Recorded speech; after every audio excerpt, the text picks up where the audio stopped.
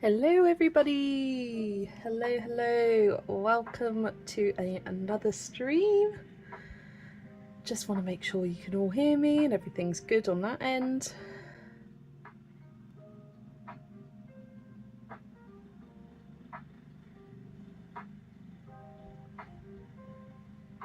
Oh, hello to Chaluna, Courtney, hi Raven, hi Zee, hi Pauline.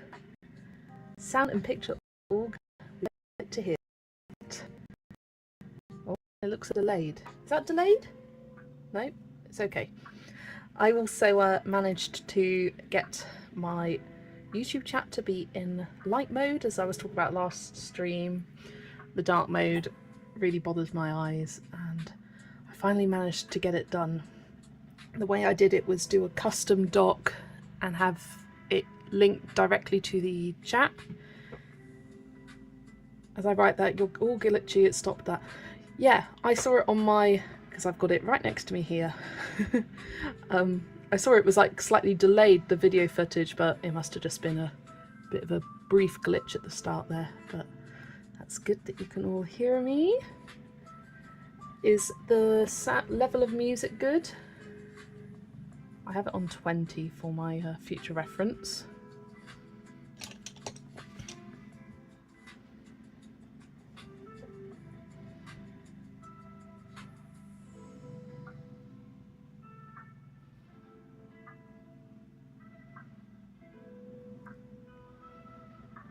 Right.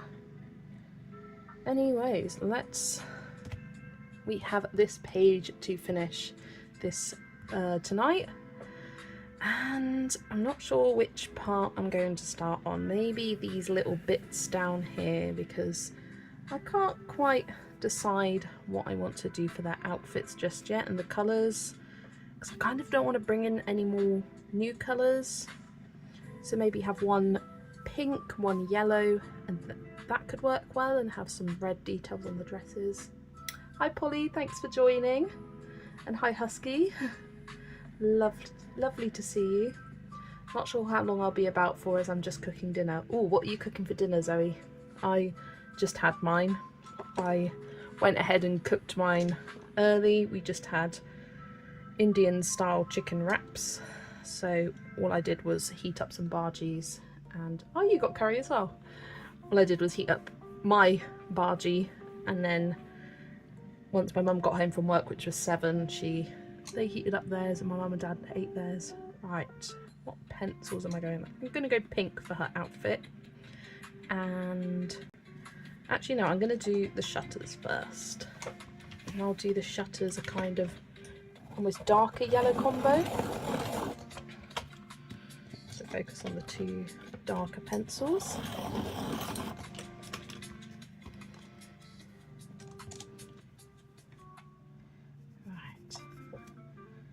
I would love to hear how everyone's day has been so far. I had a very slow start this morning. I was feeling particularly tired this morning. I kept waking up and then going back to sleep, and waking up and going back to sleep and waking up. It was like it was time to wake up. It was like 9, 10, 11, but I was just too tired. I couldn't wake myself up fully, so I ended up sleeping in till about 12. I finally got up, but some days are like that, and that's okay.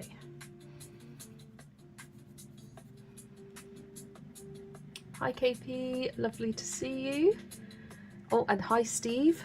Zoe says hi. Steve says hi. Hello Steve, hope you had a lovely birthday yesterday. I think Zoe said you did have a nice day and you enjoyed all your prezzies. KP, hello Jess, this page is really coming along. I like the contrast between the red and yellow, beautiful. Thank you so much. I don't know why, but when I saw it I thought this little teacup thing has to be yellow. And I think yellow goes quite nicely with the red of the strawberries.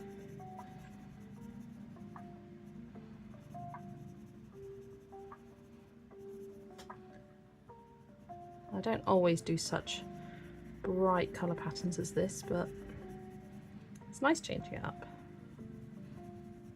think I will end up doing these two little kitty cats as brown to bring in some more of the brown of the sunflower centres. Otherwise, I don't want to bring in another colour for them. I want to keep them kind of natural, so I think that's what I'll do for them. Yeah, you did, and thank you. No problem. So how's your day goes today? So yeah, I got up quite late. Had a very, very slow start. I had a late lunch. I had a little cheeky McDonald's for lunch because I was in Amy at Amy Ward Art, her stream this morning. I say this morning. It was sort of midday for me. And they were talking about McDonald's in it. And I was like, I want McDonald's. So I went out and got myself a McDonald's at like 3 o'clock. I just got the £5 meal deal where you get either a cheeseburger or chicken mayo, medium fries, medium drink, and 4 chicken nuggets for £5. I think McDonald's has got very expensive over the years, and I think that's the only thing that's actually worth its value. And like, I look at and think, yeah, that's good value. It's just £5.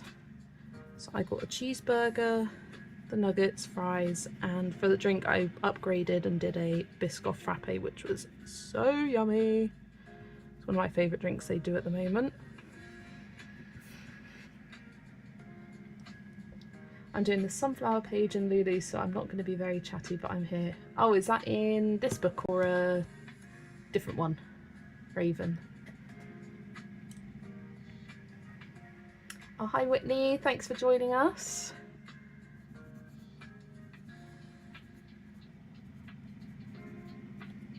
There, I had my little cheeky McDonald's, and then I've spent most, well, I say most, the rest of my day colouring. I've been working in Wildflower Folk and Mythographic Fantasy Forest, and really loving how both of those pages are turning out at the moment.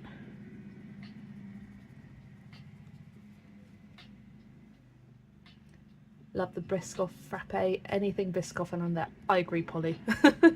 I love the flavour of Biscoff. Yeah, that Biscoff frappe, it's like a dessert in drink form. It's so yummy.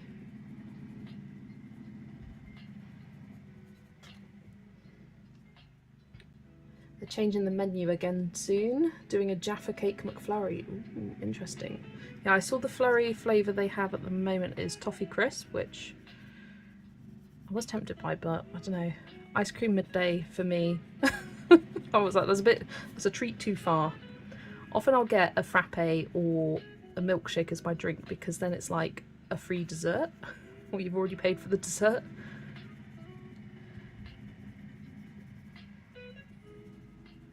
And then I have some other like water or whatever with my main meal, and then have the drink at the end as a dessert. What is a Jaffa cake? Ah, yeah, so he's answered. It's a sponge with dark chocolate on and an orange jelly in the middle. Oh, yeah, I do like Jaffa cakes. They're kind of yay big, circular, chocolate on top, a cakey base. There's a whole debate whether they're a cake or a biscuit. You find them in the biscuit aisle, but they're definitely a cake, like in terms of texture. But it's a very like sturdy cake. It's hard to describe. I should I'll see if I can find a picture and see if I can share my screen.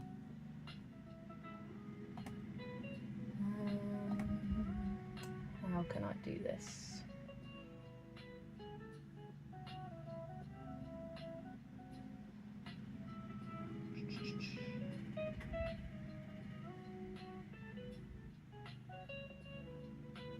Display capture.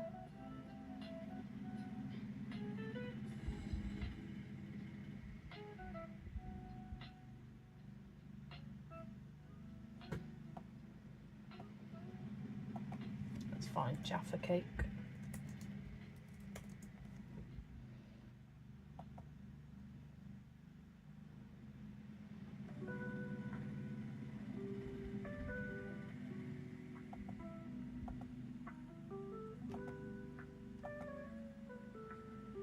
There we go.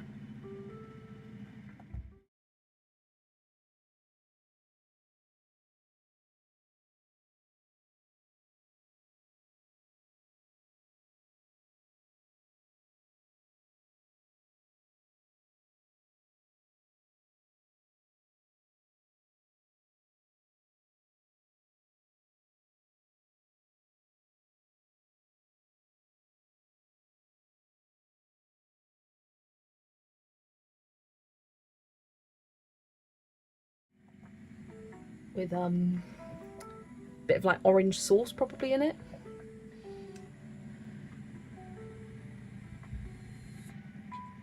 We have a s'mores McFlurry right now. It's so good. Oh, that does sound good.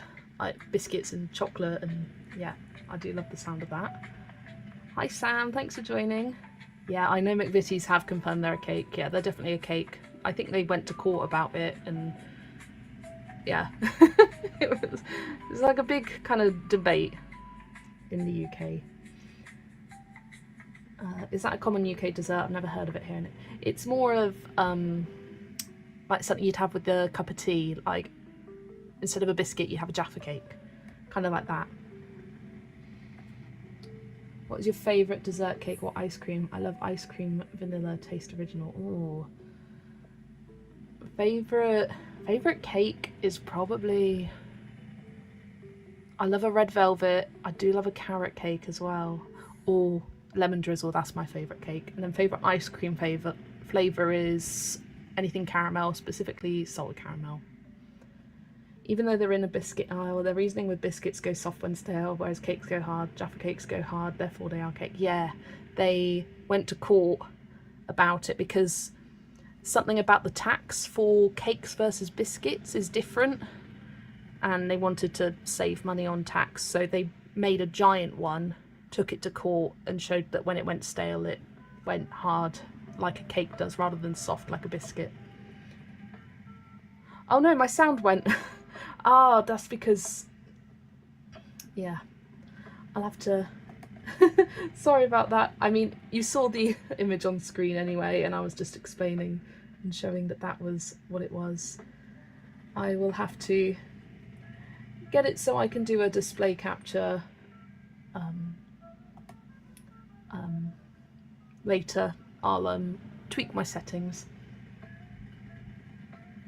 I'm going to try and find a store that sells these in the US. I don't know, don't they have like British aisles in supermarkets and you can get certain things? They may be down there, I don't know. We always have them at our pantry. They're such a good snack. Yeah, I do like a Jaffa cake, they are nice. That's serious for a dessert going to court. Well, that's the company McVitie's for you. They're serious. They are a prestigious company here, and if it's all for tax reasons and saving money on their end, they'll go to court. Zoe's fave cake is coffee and walnut or lemon drizzle. Favourite ice cream, mint chocolate chip. Or I hate mint. The only time I have mint is in toothpaste, so I hate mint chocolate chip. I hate After Eight mints. I just don't like it. And I know mint chocolate chip is a lot of people's favourites, and it's just something I can't stand. Never been a fan. Raven loves cheesecake. Oh, I love cheesecake too. A Biscoff cheesecake, yes please. Love cheesecake. It's probably my favourite dessert.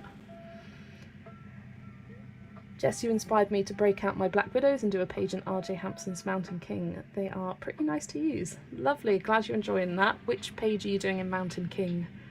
I need to get that.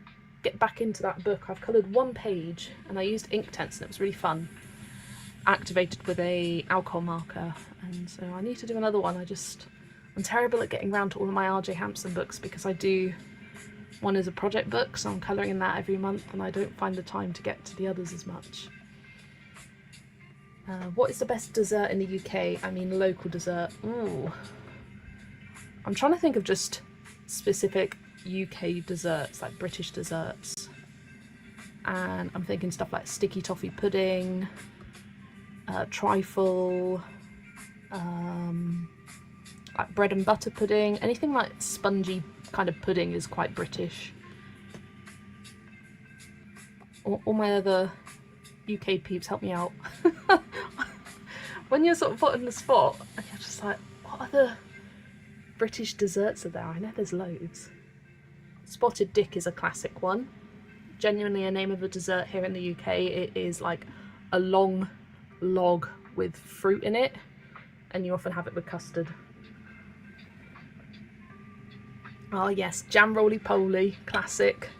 Whenever I think of jam roly-polies now, I think of Harry Redknapp when he was on I'm a Celeb and he just wanted a jam roly-poly.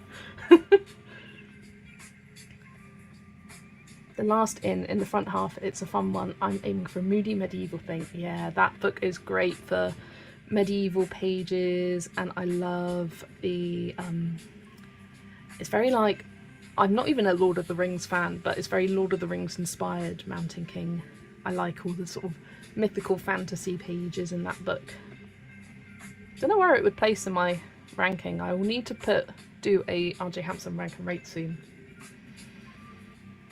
That all sounds amazing. Yeah, I love a trifle. I do. Let me see if I can get my, I know how to do this. Audio output. No. Audio input. That one.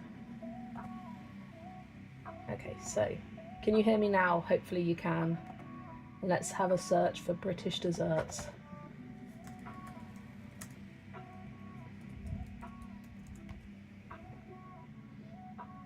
So yeah, there's a jam roly-poly. It's just a sponge with jam in the middle. That's a trifle. You have like a jelly, fruit and cakes at the bottom, custard and cream on top. Love a trifle. There's a classic clip of Gemma Collins getting she's doing an interview with someone and it's really serious, and then suddenly she goes, "Is that homemade trifle?" Always makes me laugh.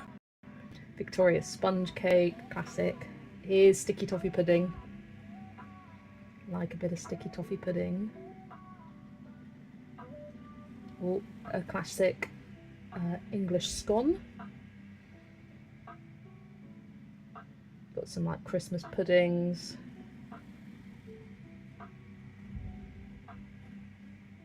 Yeah, I think I did know quite a few of them. And a sticky toffee pudding. What's a chocolate digestive? It's just a biscuit with chocolate on top. Basically. But digestives have quite like a specific taste and texture to them. So yeah, chocolate digestive, just a biscuit with chocolate on top, and they are perfect for dunking in your cups of tea, which is a classic thing that we like to do. They are like graham crackers, yeah. That's what I've heard. Often that's what US used to substitute in recipes. If we use digestives, you use graham crackers, and if you use graham crackers, we use digestives. Right, let's go back. Ooh, very trippy. Transition. Oh, wrong one. There we go. No, it's not like a waffle crisp. It's like, yeah, graham cracker. Although I've never had a graham cracker, but that's what I've heard. In my country, people make other desserts with their Jaffa cakes, and they're my fave. Oh, nice.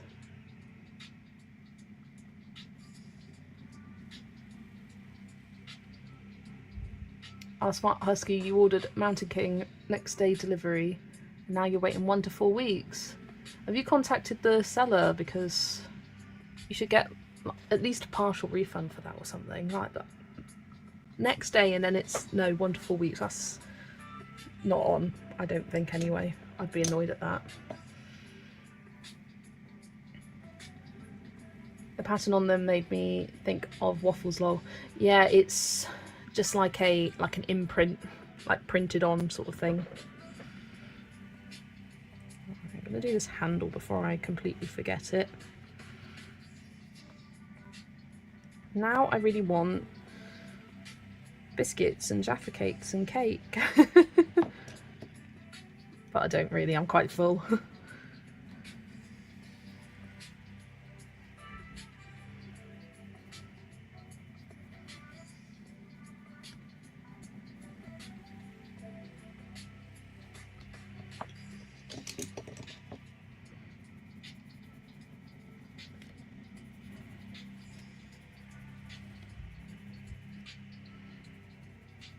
Might pop a bit of glaze pen on top of these light bulbs to make them nice and shiny.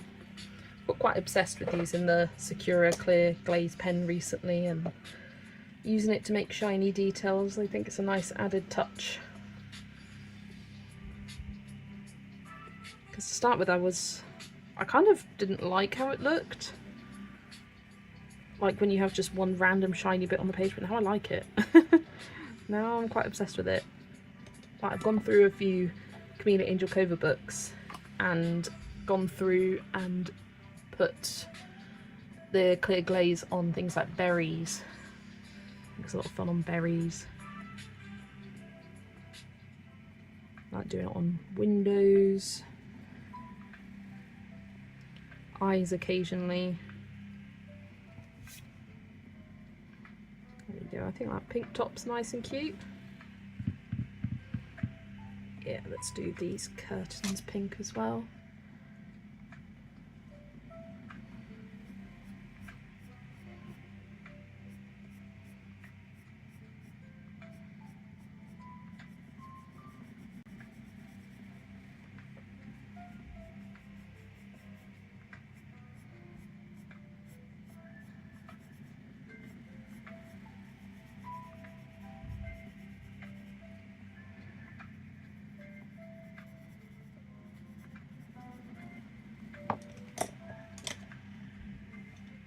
You didn't order from Amazon, you ordered from a local bookstore. Ah, so yeah, that usually takes a little bit of extra time, but it's nice supporting your local businesses.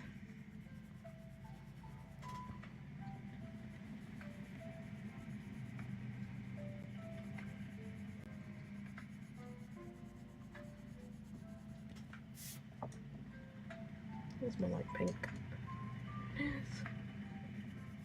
So when I'm working in between pages, I will take all of my pencils and put them in a little storage holder I have next to me. There's just 6 little cubbies, and I just put all the pencils in, and then I take them all out and they're all mixed up. I usually tend to like to have them in their colour groupings so I know what's going on. Could have organised that before stream, but I didn't.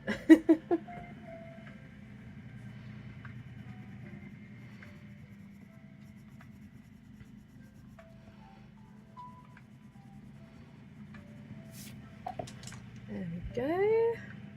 What colour should I do his little... I can't decide if that's its tummy patch or if it's like a little neckerchief on this cat. You got your metallics today, waited for the whole day to arrive, and now 8 o'clock. It's 8 o'clock now. Thanks, Amazon. Yeah. Most of the time, most of my deliveries arrive sort of 3-4 p.m-ish for me in my area. And then every now and then I'll get an Amazon delivery at like 8 o'clock, 9 o'clock, 7 o'clock, and you're just like, why so late? What happened? Dinner is served, going into lurk mode. Enjoy your dinner, Zoe. Nice chicken korma, I'm assuming you've made. Delicious. Right, what am I going for now? The brown combo. Where's the other one? Dark chocolate. So that's dark chocolate and castle. When I finished my stream last week, I went and put all of the pencil combos into the description below, so I will do the same today if you want to go after. Just notice there's a tiny little corner there where I didn't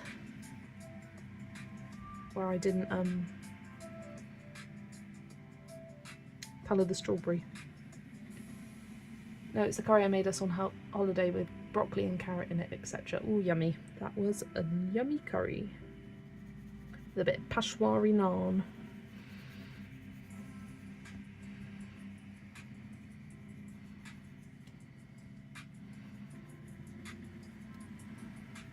Yeah, we thought it was going to be a lot hotter than it turned out to be today.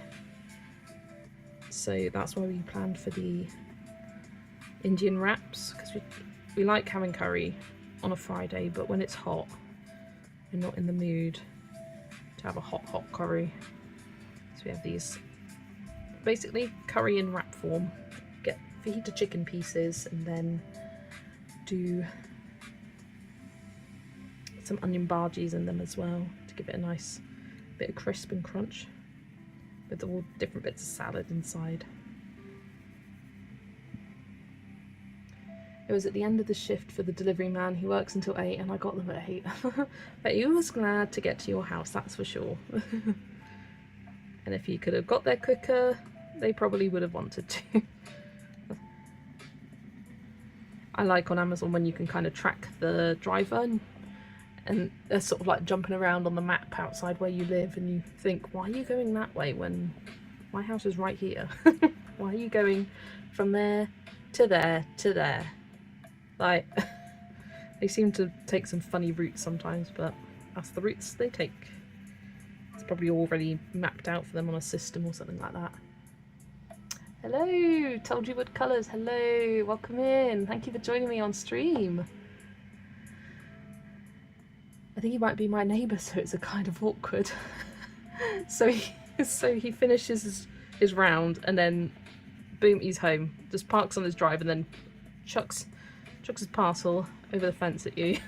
That's what I'm picturing. Oh, you got lucky. It's miserably hot here in Mississippi. Yeah, I didn't actually check the temperature today. My laptop says 23 degrees, which is pretty fine. I think it was meant to be more like 27, and then we've had a little bit of rain the past couple of days, which has definitely helped cool things down. But it's definitely very muggy outside. The page is so beautiful. I definitely need to colour that page first if the book arrives. If you do colour this page, definitely share it on my YouTube community tab. I'd love to see it. I've decided that this patch of its fur. I was looking at it thinking it was a neckerchief for a while, but now I've coloured the rest on that. No, that's just its tummy patch.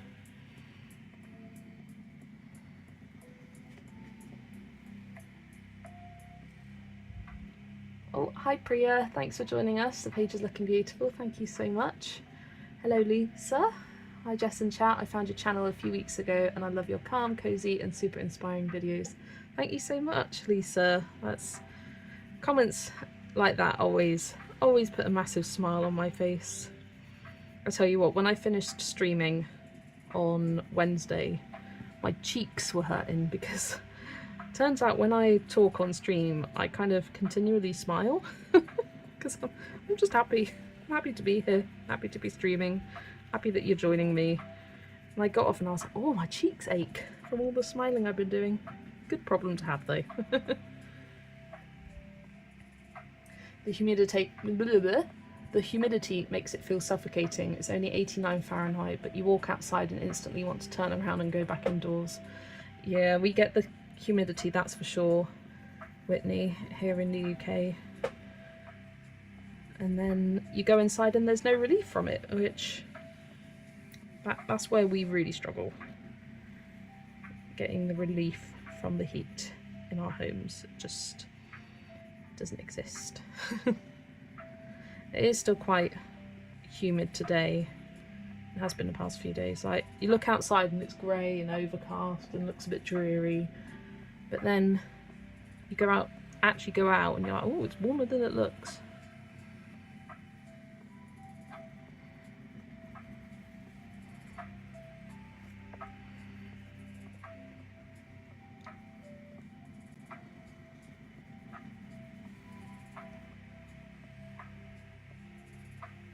Where did you get the courage when you first started making your YouTube channel? I don't know.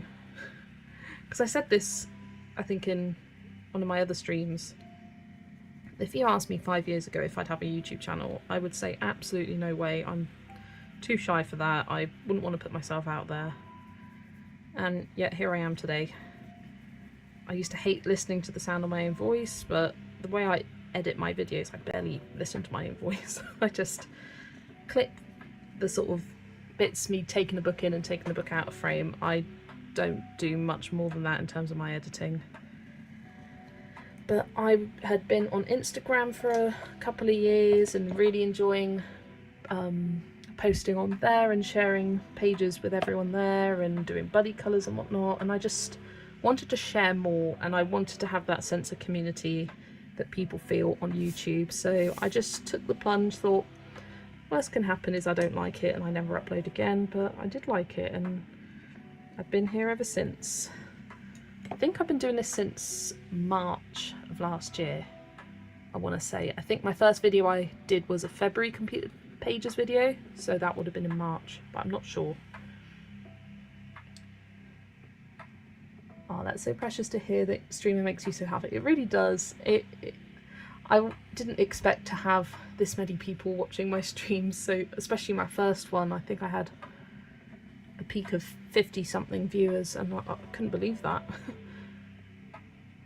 It was super humid for us yesterday. Today is the nice kind of hot where it's still refreshing and feels good to be outside. That's good, Jennifer. Priya, sorry, just joined in. May I ask what pencils you are using today? I am using the Black Widow pencils for this whole page. If you're interested in what colours, go to my previous live streams description. They're all listed there. Hey Chrissy. Oh, am I seeing all of... Yes, I am seeing all messages.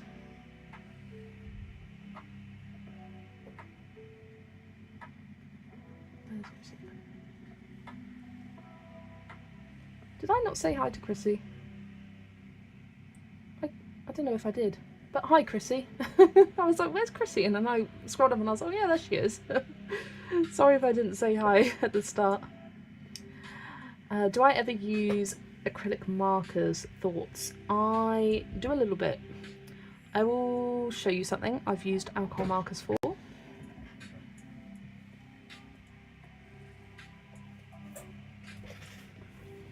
So I have used acrylic markers for a couple of these portraits pages. So I did this one, and that was using the, I've got them next to me here,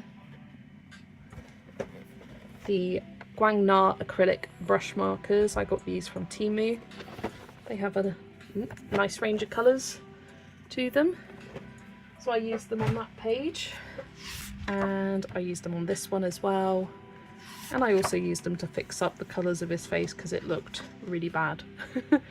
So I've used acrylic markers for a couple of these colour by number pages. Mostly for my colour by numbers I like doing acrylic paint for that black outlines and super tips, Crayolas, water-based markers for the colour work, but because these are quite lineless with their style and they're nice pastel colours, I thought they would look good with acrylic paint pens, and I did like them for that.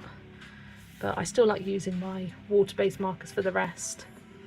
And then I've done a tiny bit of using acrylic paint pens for like covering mistakes in my work. I used it on a page, I'd coloured something the wrong colour, so I used an acrylic paint pen to cover over that and make it a better matching colour to what it was meant to be before I made the mistake.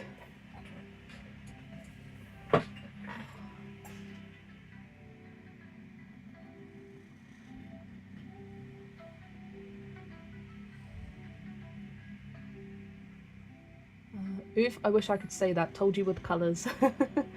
Her name's Jennifer, if that's easier for you. Told you with colours. You're welcome, Priya. Are you, were you nervous to start when you started my YouTube channel? So nervous. There's still days where I don't film because I'm kind of too anxious or nervous to film. Especially colour alongs, I struggle filming those. But I've just loved every minute of being on YouTube, really. I haven't regretted it for a second. Agreed, Jennifer. Pennsylvania is a beautiful one today. Did you see they released a 288 set of the Guangna markers? Oh yeah, I think they'd already released them when I got those, but I thought, I don't need 200 colours, like 120 is enough for me, so that's fine.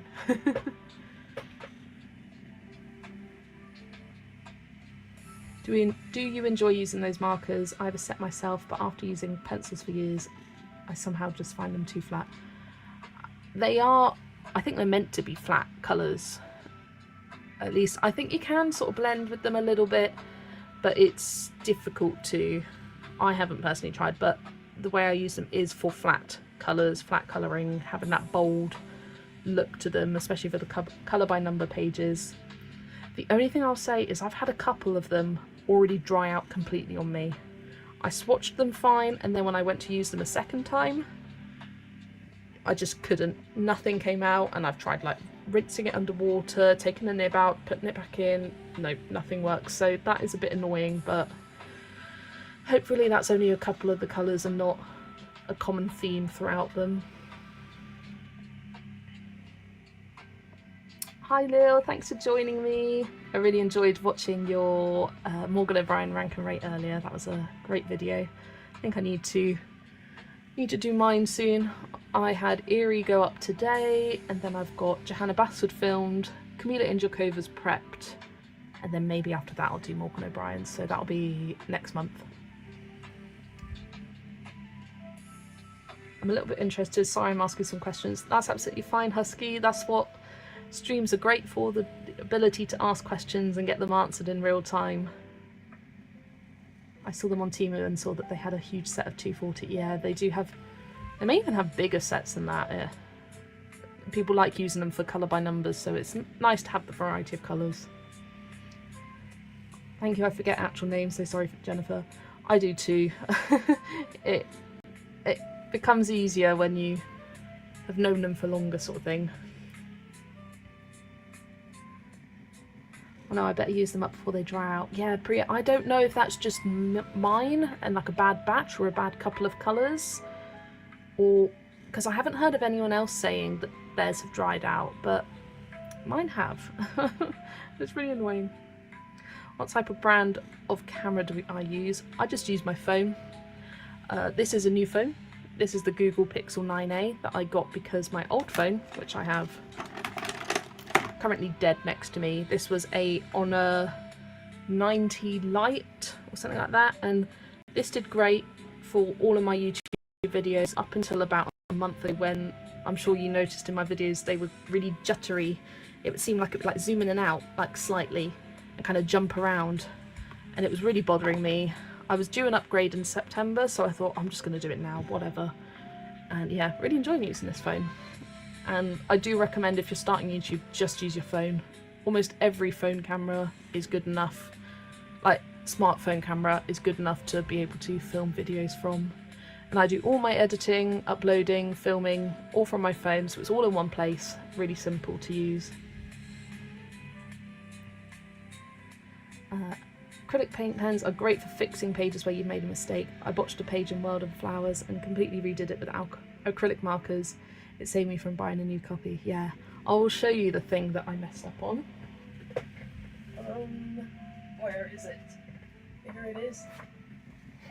It was in 50 Dragon Miniatures, and I was colouring a dragon fruit, and I was doing it late at night, I wasn't thinking, and I coloured the entirety of this dragon fruit green, as you will be able to see from behind. I finished colouring it and I was like, that looks weird. Why does it look weird? Oh, it's meant to be red with just green tips. I was just getting carried away. I think I just coloured these, and then so I used a acrylic paint pen on the top, and it's not a perfect match, but as it's the dragon fruit, and I would have wanted it to be the same red as the dragon and these flowers, but as it's its own one thing, I found it okay for covering it up. And I had a bit of bleed through, so I used a similarly coloured paint pen to cover up the bleed through as well, which you can barely see on camera, but I can see a line of that on top. So that's another good use for your acrylic paint pens. I know some people like using them for nice flat backgrounds, an easy background, or if you mess up a background, you've got that to fall back on and just use an acrylic paint pen.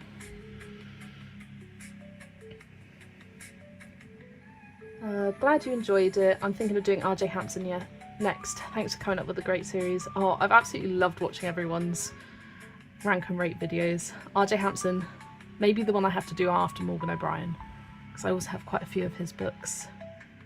I mean, looking at my shelf, I've still got loads of artists still to do, like Kanoko Agusa, all of the Tokimeku Japanese series of books, got all my Lom art books, Colouring Heavens, like cute and cozy ones as well. I watch your videos consistently, Jennifer, but I see your channel name in the corner of your screen and that's what's stuck in my brain. Yeah, it's hard remembering people's names.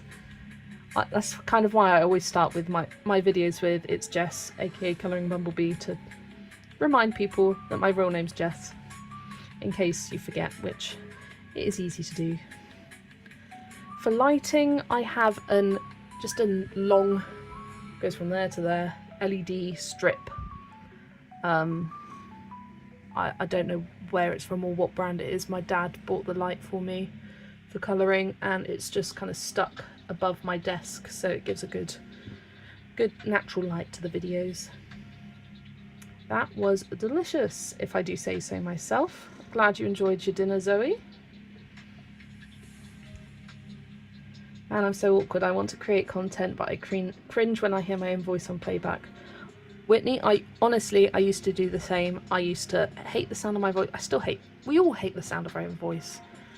But you kind of just learn to forget it. Just know that you're the only one who thinks it sounds weird. Everyone else is never going to say, your voice sounds weird. No one's ever going to comment that.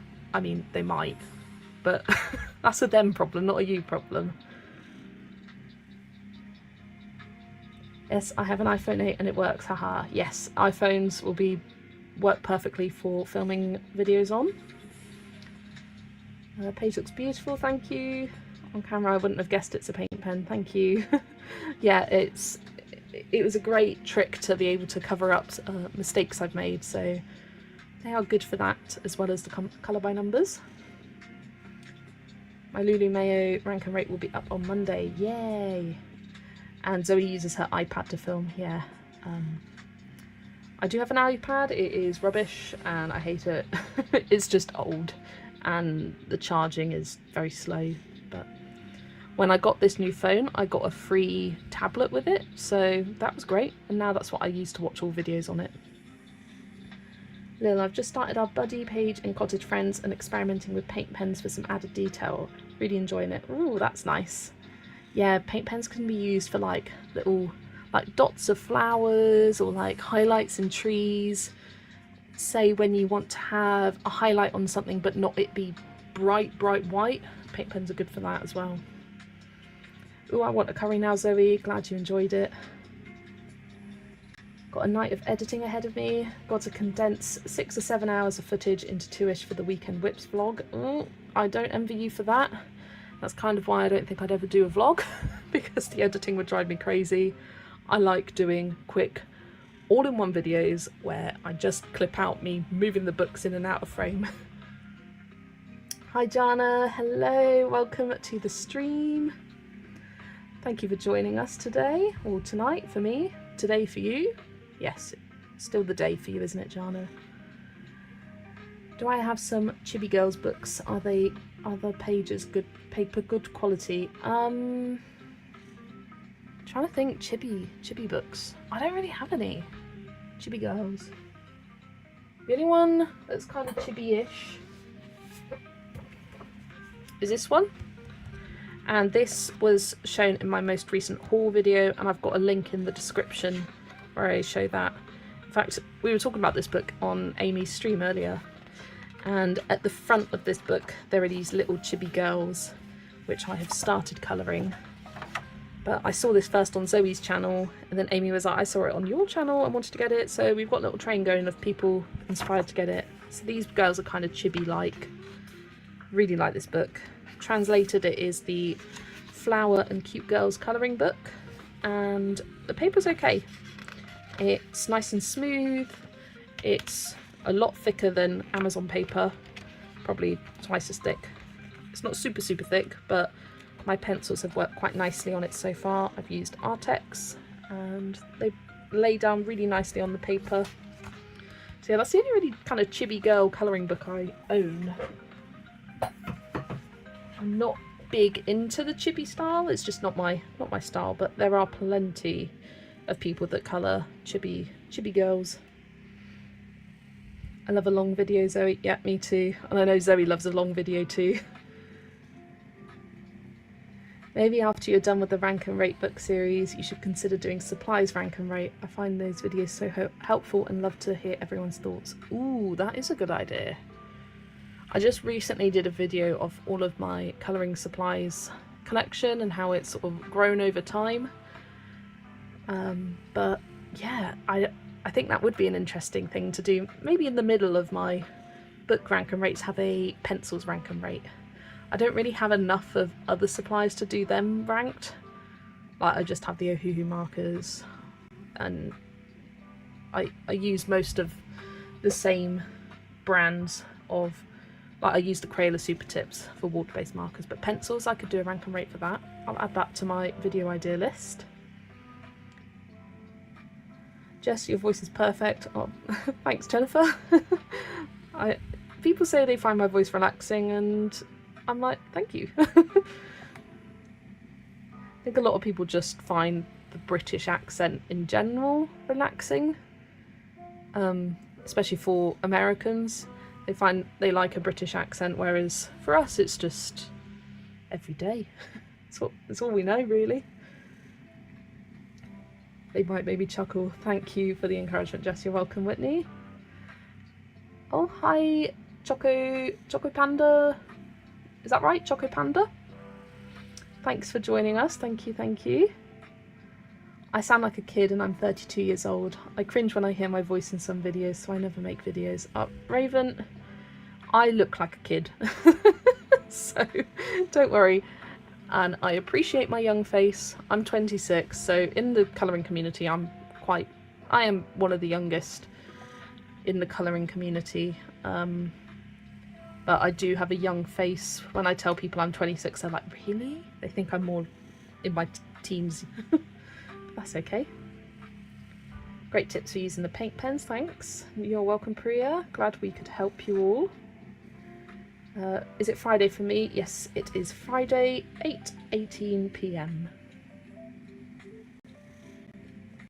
I would watch a 6-hour chatting video, but if it's just colouring 6 hours, I would put it on and then fall asleep. So, still supporting.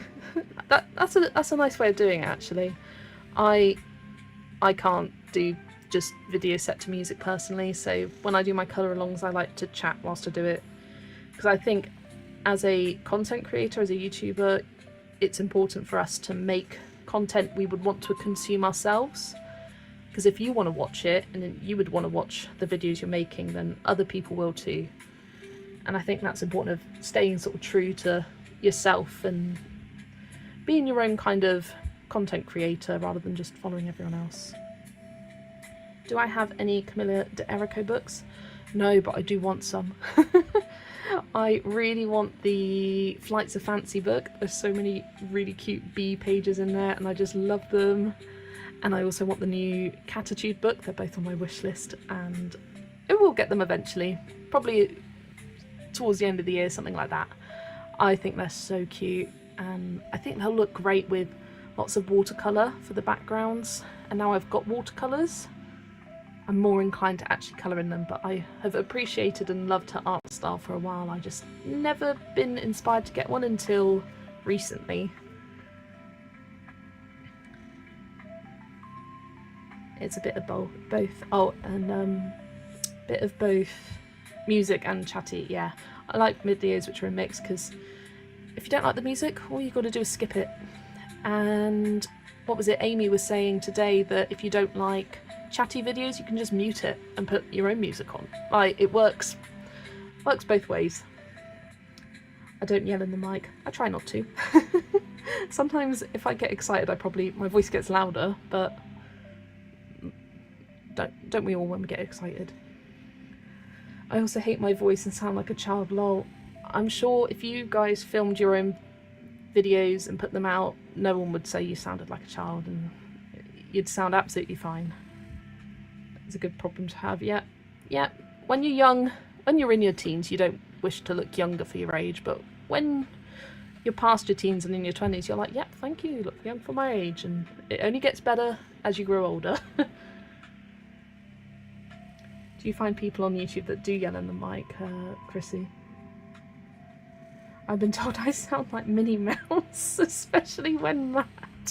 I feel your pain. I love that. I think that's so funny for you to sound like Minnie Mouse when mad. Just the I would do an impression, but I can't. I'm 20, so I know I definitely sound like a baby. You don't sound young, Lil. You sound like me, I think. With your cute little Welsh accent. I do like a Welsh accent. The cats in the Catitude book are so sassy. It's such a fun book. It really is. The expressions and characters that Camilla's created in that book are just amazing. I love it. Raven, I sound and look like a teenager, and when I tell them my years, they don't believe me. I went once in my high school for a document. They thought I was a student not in class. Oh no. Yeah, what was I doing? Oh, I was getting my makeup done for my sister's wedding a couple of months ago, and the makeup artist was doing my makeup, and she goes, so do you wear makeup much? And I was like, oh, I used to when I was in my teen years, when I was younger. And she goes, you're still young though. And she's like, how old are you? And I was like, 26, and the look of surprise on her face, because she must have thought I was still in my teens when I was saying about when I was a teenager. She was like, you are a teenager. I've been considering doing videos, but don't think I'm good enough. All you can do, Chalina, is try. If you try and you don't like it, you can just delete it and move on. But what's the harm in trying, eh? I always love watching new people's channels, and it is a lot of fun. I'd love to watch if you decide to, Chalina. We are our own toughest critics. Exactly, Whitney, we really are. Once you put yourself out there, it becomes a lot easier to kind of accept yourself for sounding like you do and acting like you do, because you'll find the people that enjoy watching you.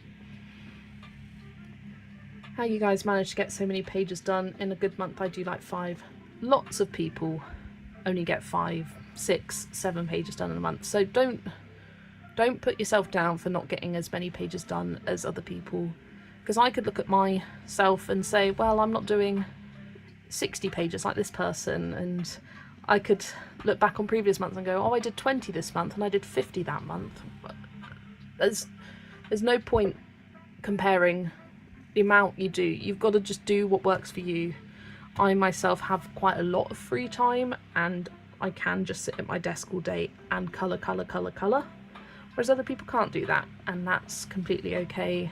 And saying you only did 5, that's great. You colour what you colour, enjoy what you do, and that's all you really can do in life. I swear I've had a family and employees tell me, lol, definitely chat me a bit, lol. Do you use phone holders? I don't have an art space, I have an apartment and I paint in my living room. I'll have to think about it. I've just invested in a phone tripod. It's like a boom arm that attaches to the top of my desk, because my desk doesn't have like a lip on the side, it's flush, so I couldn't attach it to the side and have it come over like that. It's got to come from the top. That's the only bit of desk I have to attach it to. So it took me a while to find one, but I got there eventually. I just kept going on. This is the second one I bought. The first one I bought didn't have enough points of movement. This one's got, I think, 4 points of 360 movement, so it means that it's really good for adjusting. I don't want to adjust it too much because that will go crazy. But Amazon's great for buying something. If you don't like it, you can return it very easily. Usually you just use the packaging it arrived in and they package it for you, so that's an easy thing to do if something doesn't work out for you. The Catitude book is definitely on my wish list. Yeah, I'd love to get that Catitude book. I always say that I don't think I sound Welsh. I suppose it does sound different when people watch and listen who don't live in Wales. I'm glad you think it's cute and not annoying. Yeah, you've got quite a subtle Welsh accent. Are you from North Wales? Because I recently watched a programme and I thought, oh, they don't sound that Welsh, and it turns out they were from North Wales, so I thought maybe it's a Northern Welsh thing where the accent isn't as strong as like the Welsh from the valley sort of thing. And not letting you get any colouring done. Yeah, honestly, what was the last bit I coloured? This tiny bit of handle, all the cats. I've got to decide what colour to do these outfits next. If you have ideas of outfit colours, I don't want to introduce any more to the page. So I'm thinking, this guy yellow, this guy pink. What do you think? This guy pink, what do you think? It's mind-blowing to see the completed pages videos of everyone. Colorists managed to do so many pages. It's inspiring to watch, but gosh, that's a lot of patience and persistence. I have months where I barely colour, and it is what it is. Yeah, everyone has those months where you get into a bit of a slump. Like at the start of the year, I barely did any. December, I barely did any. And that's okay. You go through those months where you don't have that creative spark, and you go through other months where you do. And that's completely fine. Oh, notice my twiddling my camera around. You can see. Hang on, let's move that down a bit. There we go. It's hard trying to colour and chat at the same time, isn't it? I could colour and chat. It's the reading, colour and chat that I really struggle with. Years ago I had to record myself teacher training classes for McDonald's managers, and I would wish I could melt into the floor whilst watching myself. Maybe I'd only show my hands on YouTube. That's what I do. I don't want to show my face, so I don't show my face. I like seeing other people's faces in their videos. I think it's really cute and candid and more personal. But for me, that would mean doing my hair, making myself look presentable, which I don't feel like doing. Also, Whitney, did you used to work for McDonald's, or do you work for McDonald's? Because I used to work for McDonald's. When I was at uni, I worked there during the summer Easter holidays. Pauline, yellow and pink. I think yellow and pink. Yeah, that's what I'm thinking, yellow, pink. Intermingled colour combos. Yeah, so I'm thinking doing like yellow as the base for this one, pink as the base for that one. And then I could make the flowers red on both of them to make them... Or I could do yellow base, pink flowers, pink base, yellow flowers. So they're like twins. Oh, and it's like alternating colours. I might do that. I might do that. Because we've got a lot of red going on with the strawberries. What is the biggest disadvantage of making a YouTube channel? The time, effort. The fact that it takes away from my colouring time is the biggest disadvantage. Sometimes I just don't want to film a video, and so I won't have a video go out for 10 days. Some weeks I've got a bunch of videos filmed in the bank, and I just upload them every couple of days. And that's okay. Like some months I'll upload 4 videos, some I'll do 11. And that's okay. You do what you can. This is like a hobby on top of the hobby. So I don't want to take too much time away from colouring, which is why I film, edit, upload using my phone, because it means I don't have to be transferring files over. It's a very simple process. Do I feel pressured to keep putting out content? Sometimes. Yeah, sometimes I get to a point in the month where I'm like, what next? What do I do now? I've got so many ideas and I don't know what I want to do now. Or I know I want to spread out my rank and rates. I don't want them all coming up at the same time.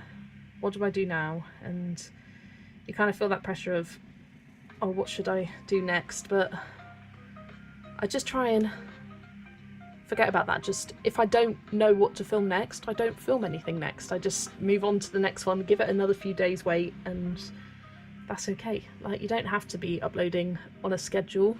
It's nice to, but I don't think anyone in the colouring community particularly cares about people having a schedule. I know for me, watching others, I'm like, oh, they've uploaded, yay, watch a video. I don't think, oh, it's Saturday, where's their video?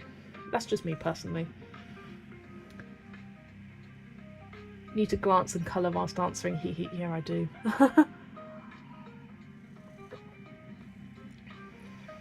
Yes, Priya, I do have other hobbies and like to spend all the time I can with the boyfriend. I also have to travel for work and don't get colouring when I do. Yeah, if I had travel, if I had a boyfriend, which I don't, I have no one. It's just me. I definitely wouldn't colour as much as I do, but that's great. It means I have more time for colouring, more time for YouTube, more time for sharing fun stuff with you guys.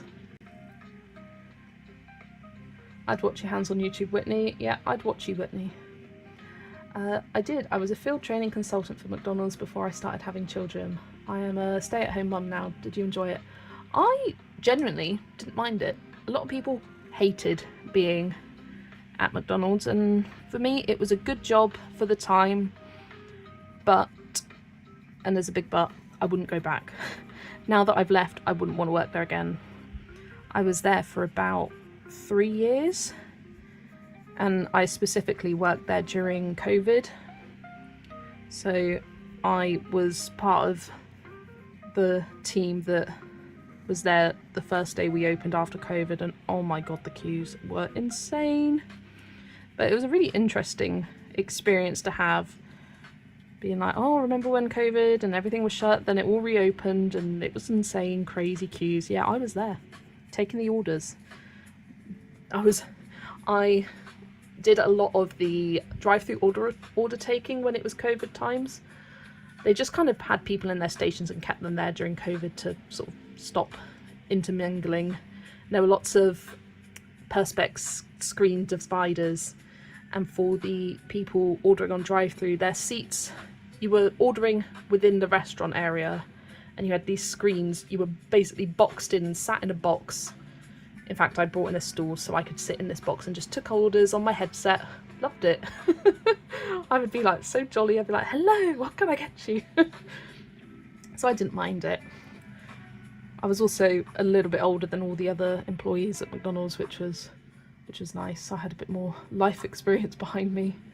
And it was nice that I didn't do it all year round. I just did it during the holidays. But when I was there, I was sort of full-time. And then I wouldn't be there for months on end. And I'd come back and work again, sort of summer, Christmas, Easter holidays.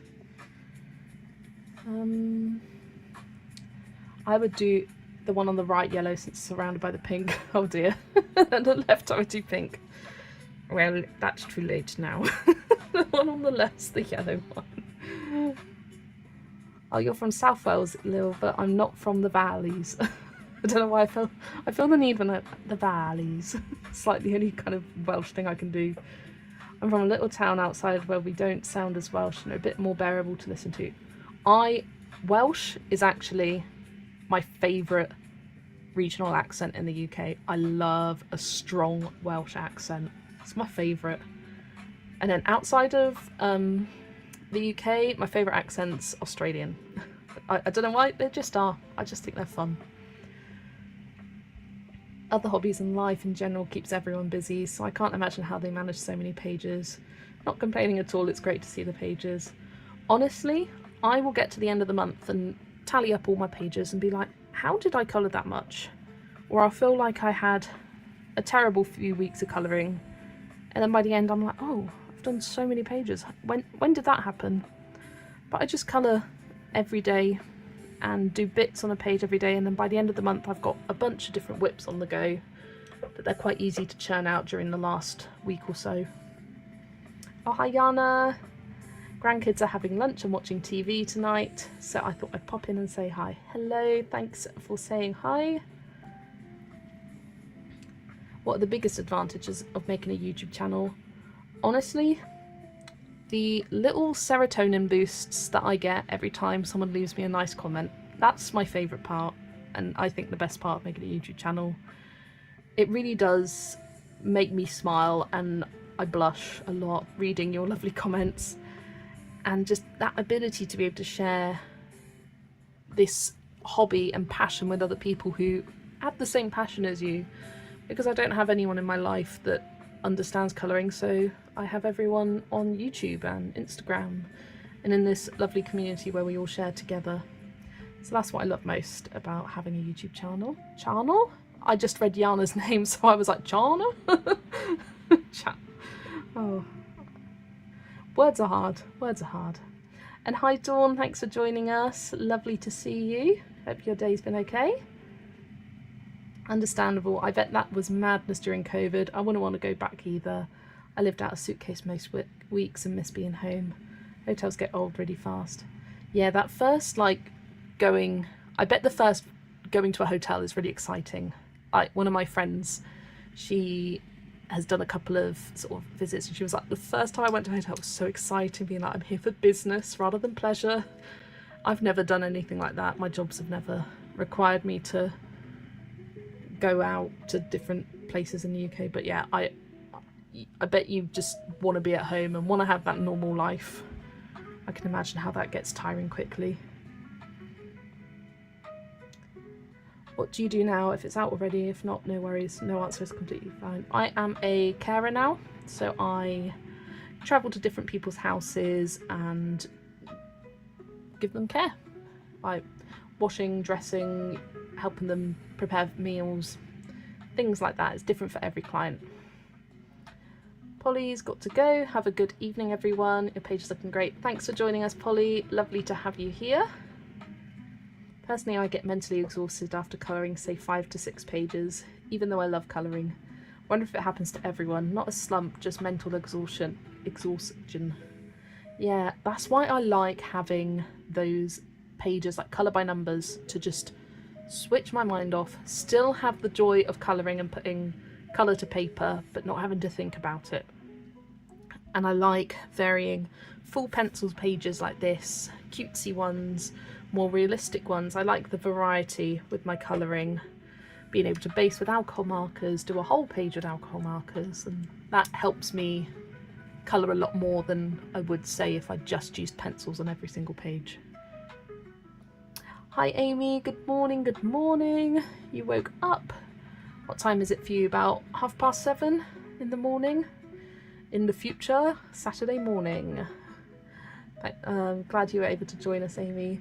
I did say at the start of the stream that I managed to get the chat box in light mode, and the way I did it was make a custom doc, and then I used the pop-out chat feature, used that URL, brought it in to OBS, and so I have a light mode chat now, so yay, so happy. My eyes aren't straining nearly as much as they were last time. Oh, Choco Panda is from South America, from Chile. Lovely. So you are another Southern Hemisphere person. That is, I don't know. I don't have many people that I know of who live in South American countries. So that's really, really fun. So true, Jess. Being able to get excited about colouring with like-minded people is the best. Yes, it really is. Oh, your mum does that, is a carer. That takes a special person. Yeah, it was funny. I was driving to a client's house one day, and on the radio, I always listen to Heart Radio. For those of you in the UK, you'll know. And they were saying, what do you think is the most rewarding job? Or they did a survey for the most rewarding job, and they were like, so one of the top answers was a carer, and I said that to the other carer that I was working with at the time, and they were like, clearly they don't know this job. And it is a very rewarding job. It's just it's challenging, but every job has its challenges. But yeah, it is rewarding.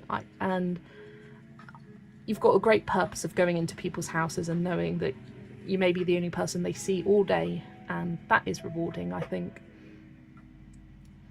That's a good idea, switching it up. Yeah, I think it's so important to be able to have a variety of pages and books and art styles, so you don't get tired. Say if you're not in the mood to do loads of layers of pencils and shading, do an alcohol marker page, do some water-based markers, anything like that. Oh, that's so sweet. That confirms more of an amazing character to hear what you do. That's amazing and heartwarming. Oh, thanks, Jennifer. I always said when I was younger that I wanted to have a job where I made a difference in the world, and I started off university actually doing nursing, and that turned out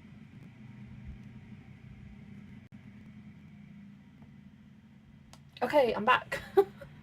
Oh gosh, I'm so sorry. Oh, where is it coming out from? There it is. I had it up on my tablet.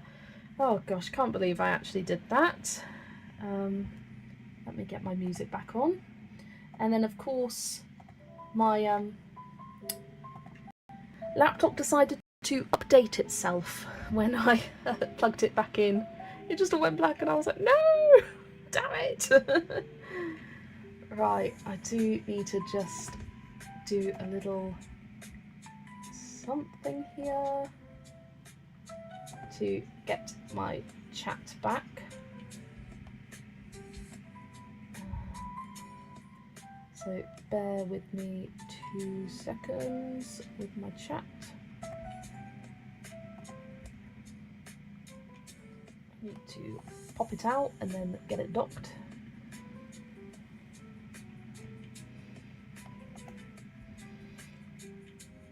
Right, there we go.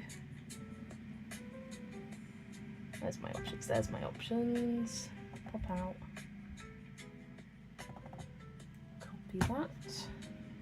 Yeah, my not only did my laptop die because I forgot to plug it in, but when I turned it back on, it decided to update, so it didn't turn on with everything already loaded like it usually would if the laptop dies. But we are back.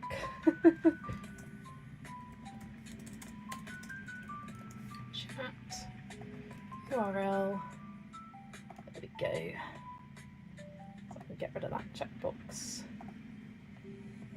and put my light mode one back in. There we go. Right, where did I get up to in my thing? Right, Husky, I know I sparked interest in many people, but I haven't created my own channel and I haven't made any videos. I don't know what I'm so afraid of. I have to overcome my fears first. Just having the idea to start with definitely helps. It helped me. I had been thinking about starting a YouTube channel for probably 6 months, half a year-ish. And then it was through talking to other people. Amy actually helped me a lot when I first started. I asked her for some tips and she gave me some advice. And I am actually in the midst of planning a video to go out soon of how to start a YouTube channel for colouring YouTube specifically, and things you need, how to edit, little tips and tricks that I've learned along the way. So hopefully I will get that out to you soon, maybe in a couple of weeks time. I want to put out like a Q&A question on my community tab if anyone has any specific questions about starting a channel, to ask there, and then I will try to answer them all in the video that I plan on making. Steve's just shared a bit of his Tony's chocolate. I always struggle to say that chocolate brand. Chocolonely. It's not that hard. Chocolonely. Sea salt caramel chocolate with me. That one's my favourite. I love anything with salted caramel. Delicious. Stephanie. Hi Stephanie. I don't think I've said hi to you yet. You are in Texas and it is around 2:30 in the afternoon. Yeah, it is 8:50 p.m. now. Amy is also battling a kitty. Think he wants breakfast. Bless him. Go give Shadow some breakfast. No wonder you are so calm and patient, Jess. Yeah, I try my best. Do I do any colour by numbers other than Disney? No, just because I love Disney so much, I do pretty much only Disney colour by numbers. The only exception to that is Scooby-Doo. I recently got a Scooby-Doo colour by number. Oh, my lost connection. Yeah, that was me. My laptop died. Silly, silly me. I need to make sure that next time I stream, I just have it plugged in from the start, because I get chatting and I don't notice it, or I do notice it and think, oh, I'll do that in a minute, and then never get around to plugging it in. We'll find out soon. And I'm back. There I am. Welcome back. Welcome back. Refresh everyone. We're back. Yay. Yay, yay, yay. Answered your question, Husky. I think coming up with a name is tricky for me. How did I get yours? So mine was brought on quite naturally for me because I previously had a bullet journaling account. Before I coloured, I did a lot of bullet journaling, especially when I was at university, and that was called Bullet Bumblebee. I like Bumblebee. I like bees. My surname begins with a B, so being known as sort of Miss B in the community for bullet journaling was quite cute, and I just thought it sounded nice together, Bullet Bumblebee, and then it just changed to Colouring Bumblebee. And for a lot of people, they just do their name followed by like Jess Colours, Jess Colouring, Colouring with Jess. Like, there's a whole bunch of different name ideas you can come up with. Look, if you're really stumped, give ChatGPT a try, or Gemini, an AI an AI assisted device, that's what I was trying to say, to just give you some name generation ideas of, give me a colouring YouTube channel name that gives it this kind of vibe, that involves this certain word, that involves my name, that involves something, and you can get a whole bunch of ideas there, and you can tweak them from there. So that's what I'd recommend for coming up with a name. I am in the same place. I want to start a channel. I would love that video. Yes, I will definitely be making that either the end of this month or the start of next month. So yeah, I'm definitely going to be making that. It's one that I've been thinking about making for quite a while now. Yeah, the name is tricky to come up with, yeah. I think if all else fails, just use your name, a name you like to be called, or a nickname, and have some kind of colouring involved in there, because you want people to know what your channel's about by just seeing the name. Do I have some recommendations when it comes to glitter pens? I will show you my swatches of all the glitter pens I have. So my favourite are these, the Chromatech glitter gel pens, but I think they're really hard to find now and they may be out of stock. So I don't know what I would suggest for such a big set like this, but I would recommend maybe searching best glitter gel pens, or looking that on Amazon. You can find good reviews there. But I got these because they were shown on Shell at Shell's Colouring Journeys channel. So finding channels and asking different channels what they use to give you some inspiration for that. I had the Zebra Doodlers. These were the first set I got. It's just a set of 10 colours. They are really sparkly. Have like a very strong silver glitter to them. But they are very smudgy, and I found that I was often smudging them in my colouring books. So I didn't use them as much. I love the Uniball Signo for just metallic shine. You can see they're not glittery, they're just shiny. But the gold and silver I use a lot. And I've just recently got the full set of 8 colours, which I really like. And then the Pentel Dual Hybrid Metallic Glitter Gel Pens. These, they say they look different over black compared to white. I swatched a little black box next to it, and on the black you kind of just see what the main glitter colour is rather than the base colour of the pen. But I really love the silver and gold. They are like the glitteriest actual silver that I own, and the gold is a nice different colour gold to what I have in any of my other sets. So those are all the ones that I have personally. If anyone has any other suggestions for glitter gel pens, feel free to pop them in the chat. I'm sure everyone would love to hear.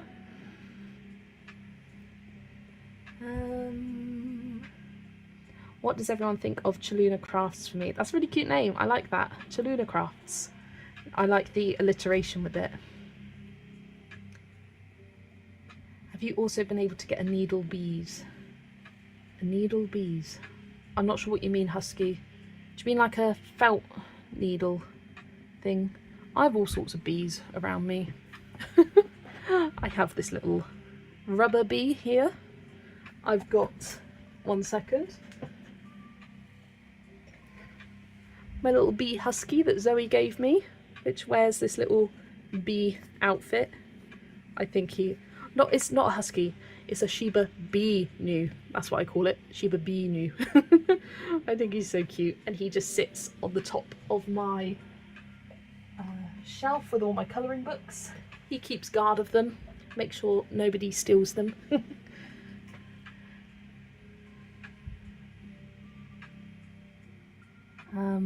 I also have like a needle felted little bee keychain on my car keys. Love that. Some of my clients will comment on, oh, I like your bee, and I'm just like, oh, you don't even know the start of my connection with bees. Thinking about my animal and everything. Zoe used to be addicted to colouring. Everyone used to call me Addicted Lol, so I was like, nope, I need my name in it somewhere. Yeah, you went through a big sort of change and rebrand. It was about a year ago now, wasn't it, Zoe? Quite a while ago, but I think because we were brainstorming name ideas together, you wanted your actual name Zoe in it, so people would know to call you Zoe. And I think we were brainstorming names, and you wanted like cute, comfy, cozy to be in there because of your Facebook group, and I think we may even used AI to suggest us some names, and cozy colouring was the one that we both liked together. Hi Rebecca, hello, thanks for joining us. The uni balls are amazing. Yes, I love the uni balls. The gold is like the perfect metallic gold for me. It's nice and neutral tone, not too crazy coloured. Sometimes golds can be quite yellow toned, but that's a nice natural looking gold. The AEN 100 pack of glitter gel pens are nice and inexpensive on Amazon. I paid $20 for it and they came in a case. It's a good tip there. Lots of people like Chaluna Crafts for you, Chaluna. That's an adorable beat, isn't it? So cute. Yeah, Zoe prefers her YouTube name now. Yeah, quite a few people go through channel name changes. Just off the top of my head, there was Jamie's Colouring Love. Jamie, Colouring with Jamie? Jamie. I can't even remember her old name now, but there was Jamie. She is now finding joy in colour. Megan at Disney Meg's Colouring. A lot of us still call her Disney Megs. She changed to Meg's Colouring Corner, and that was because she wanted to make her channel more varied and not so Disney focused. Even though she is a big Disney fan, she wanted it to be more generic. So a lot of people will change their names to something more personal that actually includes their name, like Zoe did. And so I think it's nice to have your name involved there. But I was always happy with Colouring Bumblebee when I came up with it. I thought, yeah, that will do me nicely. It was my name on Instagram, so I just used the same name for my YouTube as well.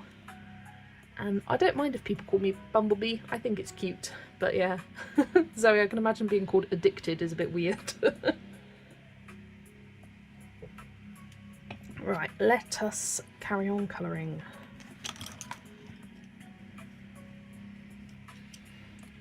Doing this little guy's shorts. I kind of see these skunks as fraternal twins, like this one's a boy, this one's a girl. That's the vibes they're giving me.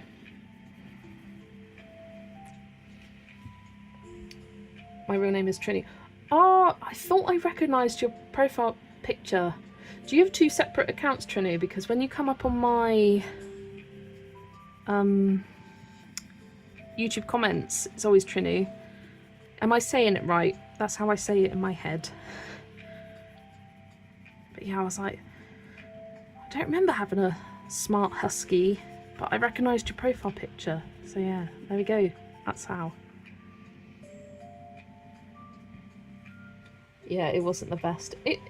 It's a good name for a YouTube channel, Addicted to Colouring.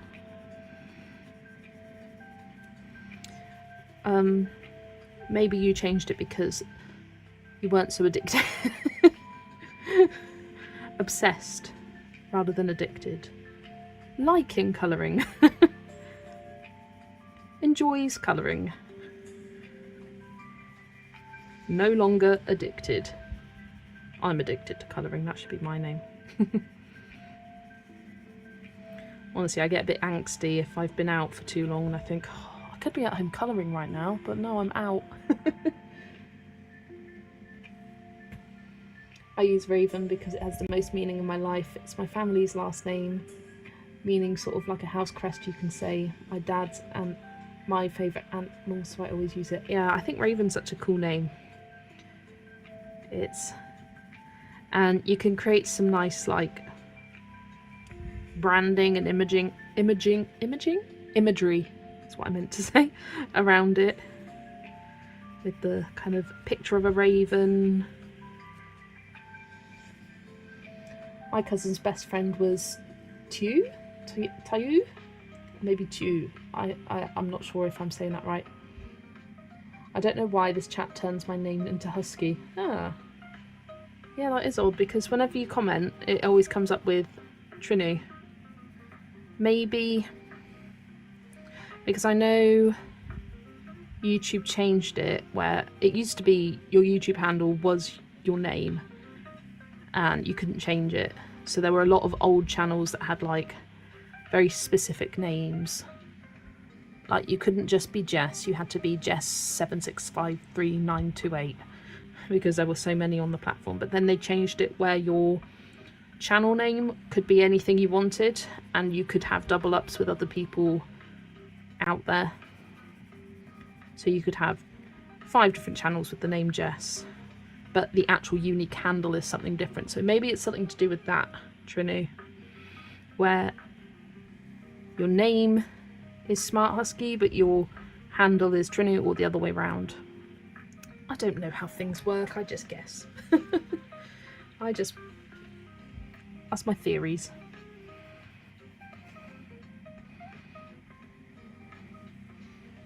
To you. Ah, to you. Thanks for clarifying that. I was trying to explain to Amy earlier how to say the word pasty. Because a lot of people, when they see pasty written down, Pasty, which is like a pastry in the UK, a very common kind of like lunch snack that you get from Greggs or whatever, or it's a very common thing in Devon and Cornwall down the south. And lots of people outside the UK won't call it pasties, they call them pasties. I always love watching, what am I trying to think of? Universal Studios, in the Harry Potter section, they have carts which sell pasties, and you'll get American YouTubers go, I'm gonna go get some pasties. And it always just makes me laugh. But yeah, I was trying to write out pasties phonetically, and it's hard because even the way you say pa, it can be different depending on your accent. So pasties. I still think I like pastry. I will do my best to think like the stickers go on certain bits. Haha, I remember by association. Fair enough. You do what helps you understand. But yeah, for us in the UK, like pasties are such a common thing. To hear other people say it wrong, and to be honest, it is confusing because pasty as a word does exist. Like you're looking pasty, like your skin is pasty, like pale white.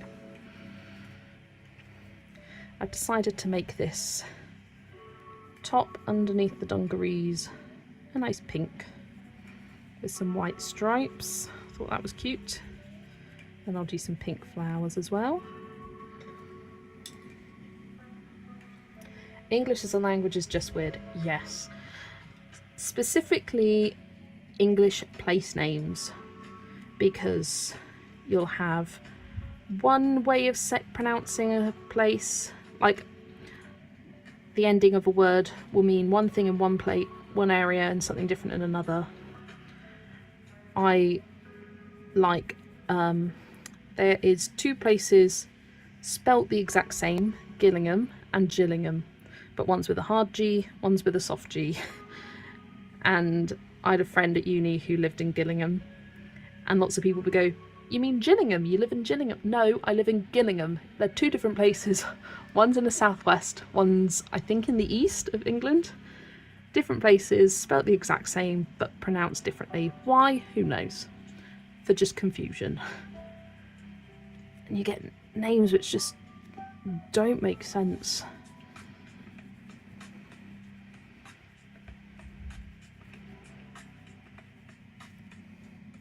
Trying to learn English is so hard, it's a very confusing language, yeah.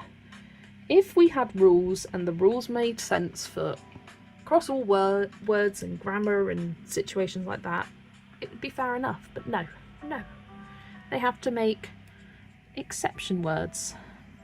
When teaching kids phonics, and then you have to go over, they're called common exception words, words which don't follow the normal ways of speaking. Words he, she, we would normally, if you were looking at the phonics way of saying it, would be she and he and we. But they don't make sense. And like because, that's a common exception word. Because wouldn't be pronounced like that, it would be cause. Yeah. English language, why you confuse us so much.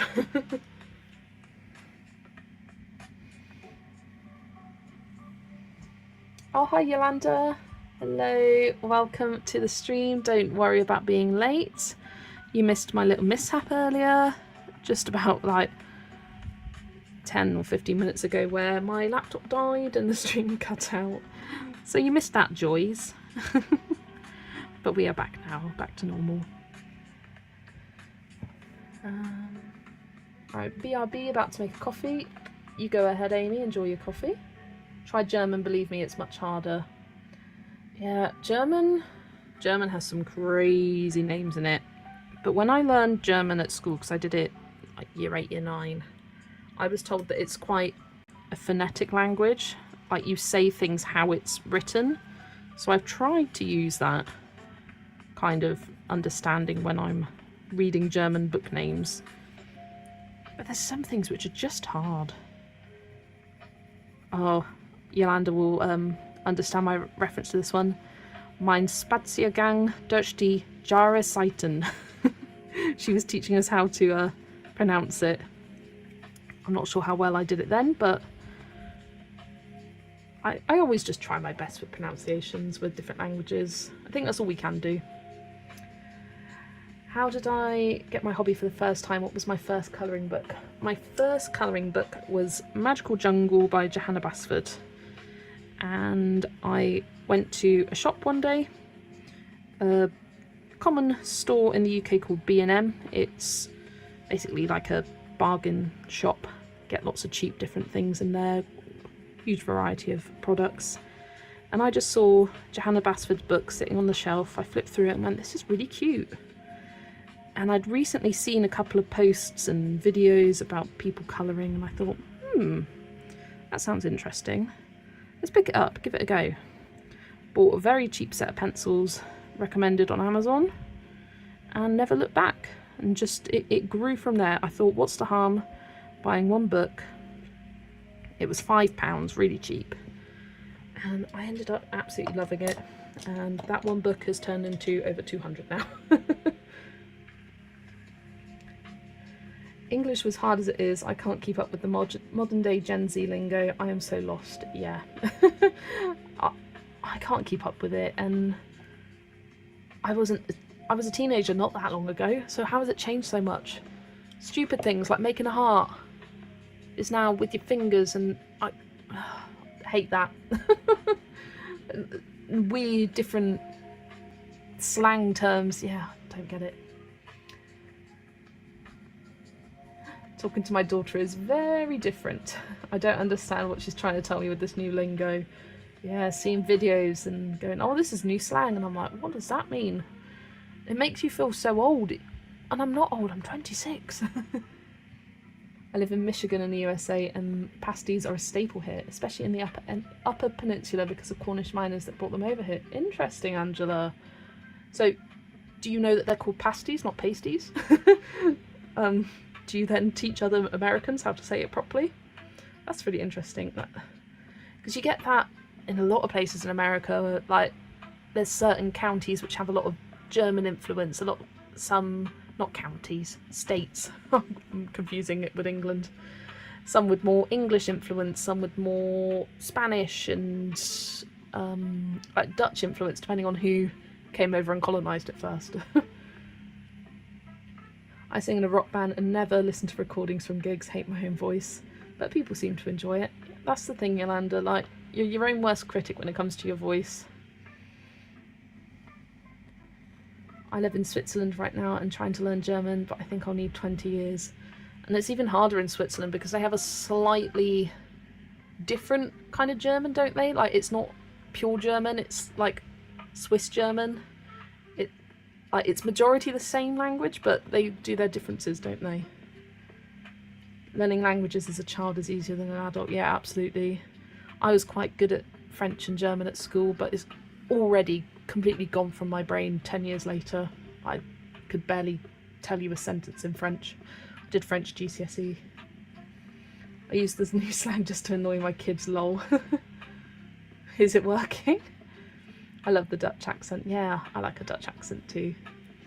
And when I went to the Netherlands, I was 18, went there for a holiday, and it was really interesting to be in a country that almost everyone there speaks English, but all the signs, all the writing is in Dutch, and I just found that a very interesting, strange thing, that you can all talk the same language, but written down it's in a different one, but you all speak Dutch. Yeah, I just found that very interesting for me.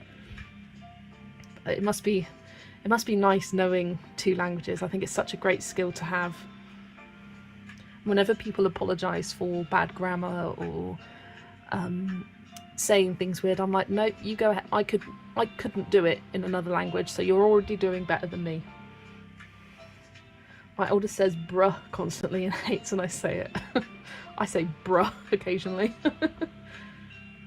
I teach high school and keeping up with all the slang can be a challenge. The only kind of slang thing I can think of is skibbity. That's the only word that's coming into my head right now. And I bet if any like Gen Z were watching this, they'd be like, ew, cringe. It is pretty. I get so many glorious eye rolls. Love that. Caffeinated dirt water. Love a bit of coffee.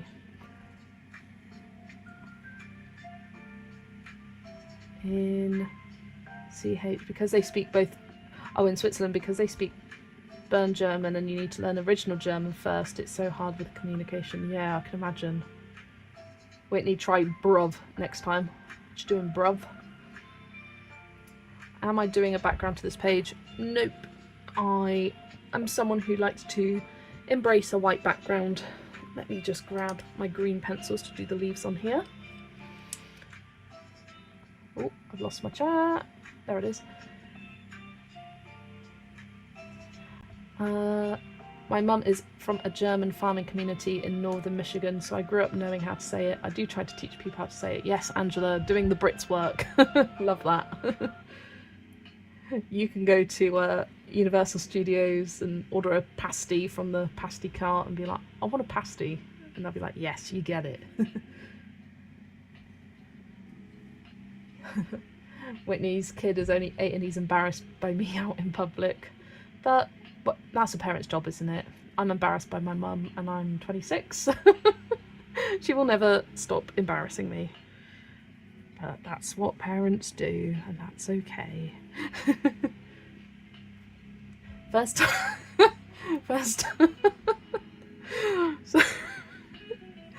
time I heard skibbity, I thought it was a skin condition. Oh, like, oh dear, you've got a bad case of skibbity. Oh gosh, that really tickled me. Oh dear. Oh, hello, Yaya. Nice to see you here. Thank you for joining. What colour will the dress be? I missed the part if you said it. This one's going to be pink with yellow flowers to give a nice sort of yin-yang look to them. So they're complementing each other's outfits. One's yellow with pink, one's pink with yellow. Bern German is totally different language than German, but they make you learn original German. I suppose it's kind of like giving you a base of the language and then you learn the differences and specialties of it, kind of thing. That's what I'm assuming anyway. There's lots of languages which have similarities with each other. Like Spanish and Portuguese, I think they have a lot of overlap in terms of words. A lot of European languages have similar words for the same thing, maybe just a slight variation in spelling or pronunciation. English is very different in that case. English is more of a melting pot of influences from all these different countries and languages that have just become the English that it is today. Oh, hi Girl on Fire. Hello, welcome in, welcome in. Do you know, this song sounds so familiar. It's just a lo-fi track. I downloaded a bunch of lo-fi songs and popped them in an album. This time hopefully I won't get copyrighted. I got my first ever copyright alert from last stream because I put on a playlist. It was like a 24-hour long video of a lo-fi playlist. I typed in copyright free lo-fi playlist into the search bar and just went for the first one that came up, and it turned out to not actually be copyright. So I can't monetize my previous stream, but that's fine. I only put it on once the stream's uploaded. And I only ever have pre and post video ads, so you don't get interrupted in the middle of my videos ever. Just because I know how annoying that is. Yeah, I got my first ever ping back of saying this was copyrighted material, and I was like, whoops. So I've gone back to the playlist I made for my very first live stream, which turned out to be fine. I'll go and fire. You're Portuguese, from Portugal, but live in Quebec. Lovely. Well, I have to Google so many things these days, and I'm only 46. Can't imagine what I'll have to do to keep up. Yeah, it kind of makes you appreciate how the older generation struggle with technology, because they didn't grow up with that, and it's hard learning things when you're older. It really is. So, as annoying as it is to teach a older person how to use technology, you've got to appreciate what they're doing and how hard it must be for them. Let's grab my pink pencils. Do I listen to music whilst colouring? No, I watch YouTube videos or films, TV shows in the background. I'm not a massive music fan. I like Disney music, I like musicals, lots of different musicals, and I like throwback songs to my childhood, but I've never been a big music fan. It's just not my thing. I like watching videos and things like that. OMG Skibbity. Sometimes when my son is chatting with friends and cousins, I think I might be having an aneurysm listening to it. It's like you get sort of 20% of the words they're actually saying are words you know, I bet. That's what I can imagine. Sort of hanging around with my cousins. They're in their teens now, and I'm just like, what does that mean? Is this a youth thing? Is this a youth thing, or is this just something you're making up yourself? I don't even know if it's a joke or what. Who is my favourite Animal Crossing villager? Ooh, I like a lot of Animal Crossing villagers, but I think my favourite's Maple. I think she's so cute. I also love Meringue. She just looks, it sounds weird, she just looks so tasty. I want to bite that strawberry horn. If you know Animal Crossing, you'll know. Meringue is this kind of strawberry themed rhino, and her horn is a strawberry, and it just looks so tasty. So I love Meringue. I love Maple, the little bear. I think that is so cute. But there is a lot I love. I like the kind of cottage core type villagers. They're my favourites. So Maple and like Pecan, the squirrel, Hazel. It's hard thinking at the top of my head of favourites. There's a lot of villagers out there.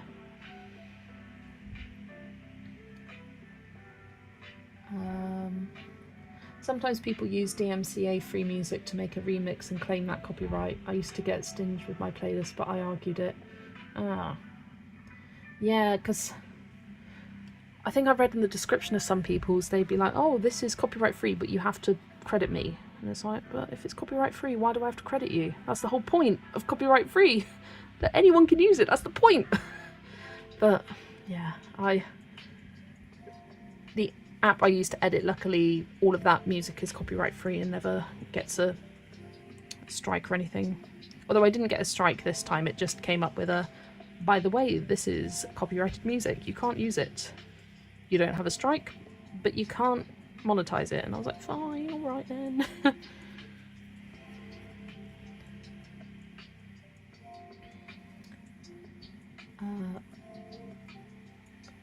Just use phone to identify actual song. Was like, your bot identified the wrong song. They always dropped it. Oh, interesting.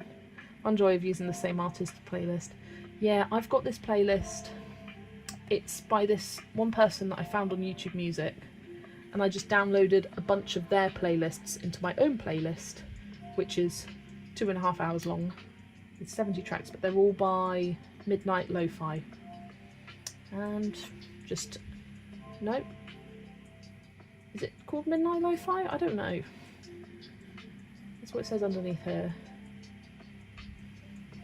I don't know who it's actually by. They might be called Midnight Lo-Fi. Let's see if I can view song credits. Yeah, performed by Midnight Lo-Fi, copyright free lo-fi and lo-fi study music by Ash Goa.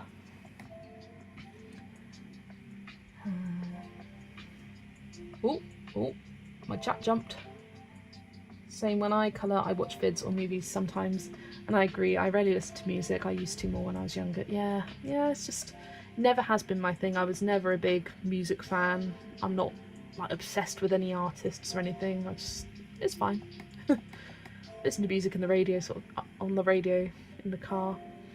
I always watch crime shows or documentaries when I colour. I think I need help. I'll go through phases where I watch like real crime YouTubers and I find it fascinating, and then I get depressed because it's so awful. I remember one night I went down a rabbit hole of watching loads of videos about John Wayne Gacy, and the stuff he did was horrific. I do find it interesting, that stuff, but yeah, I try not to go down that rabbit hole too much because it does end up, it's a bit much. Maple is so precious and meringue is cute too. Yeah, I got meringue as your first visitor, and OMG, I moved her in so fast. Amy, that is so lucky. I can't remember who my first visitor was, but it was rubbish. Someone rubbish, but your first visitor you have to move in. But meringue was one of my islanders on my first ever island, so big fan of her. I think I found her on a village hunt and was like, yep, you're coming home with me. Really do like meringue. Never had maple on my island though. Whitney loves to listen to audiobooks when you colour. I am thinking of starting that. I actually went to the library the other day to reactivate or renew my library card because it expired last year. Turns out my account got completely deleted, and so I had to make a new one. But that was easy enough in the library. So I got a library card, downloaded the app Libby because I know Zoe was talking about that app and how you can get audiobooks from it. Because I really want to listen, or I really want to read the new Hunger Games prequel, it's Sunrise on the Reaping, that's the newest one. And that's not available as an audiobook with the library. But I've put a reserve on it, so hoping to get that soon. But I think I would enjoy audiobooks. Maybe. I don't know. I've literally never listened to one in my life because I'm not great at taking in information when I listen. I can watch and I take it in, but if I just listen, I was a very visual learner at school. I was not an audio learner, so if I just listen to things, I fear that I wouldn't actually take in what was happening with the audiobook, which is why I've never listened to any before. But maybe I've changed. Who knows? Amy, are you live after me? That's the plan. Love that. Double A, you missed 2 hours. That's okay. Welcome on in. Oh, you stuffed up the time zone. No. Yeah, so I'm always trying to stream about 7:30 p.m. BST. Just, it's after my dinner. It works best for me. But welcome in. Welcome in. Nice to see you. Yes, Libby is great. I do find the app name kind of weird because my mum's name's Libby, so it's like saying my mum's name. I love my island, but I'm also tempted to reset my island and experience it again. I can do the Dream Island thing, I know, but it's hard to drop it. Yeah, I deleted mine a while ago, made a new one abandoned it. And then Zoe and I were talking about Animal Crossing a few months ago. We both made a new island. I played it for a good few days in a row, and then again. I don't stick with my games as much as I used to. I get a bit bored quite quickly with Animal Crossing now. Loved it when it first came out, and I definitely got my money's worth during that first year in COVID times. Girl on Fire, same, don't really have a fave music artist either, nor that into music in general. I do like Disney music and some movie soundtracks and some albums of artists, but never feel like listening to music. Yeah, I just, not my thing.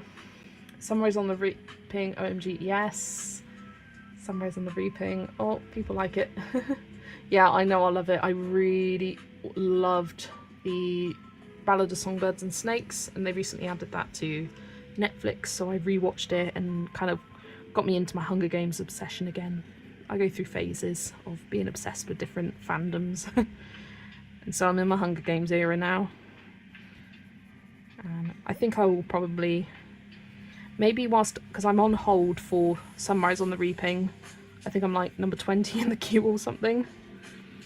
There's like 5 books and 4 waiting in the queue for each, so it's a long wait, so I may get the other one in the meantime to keep me going,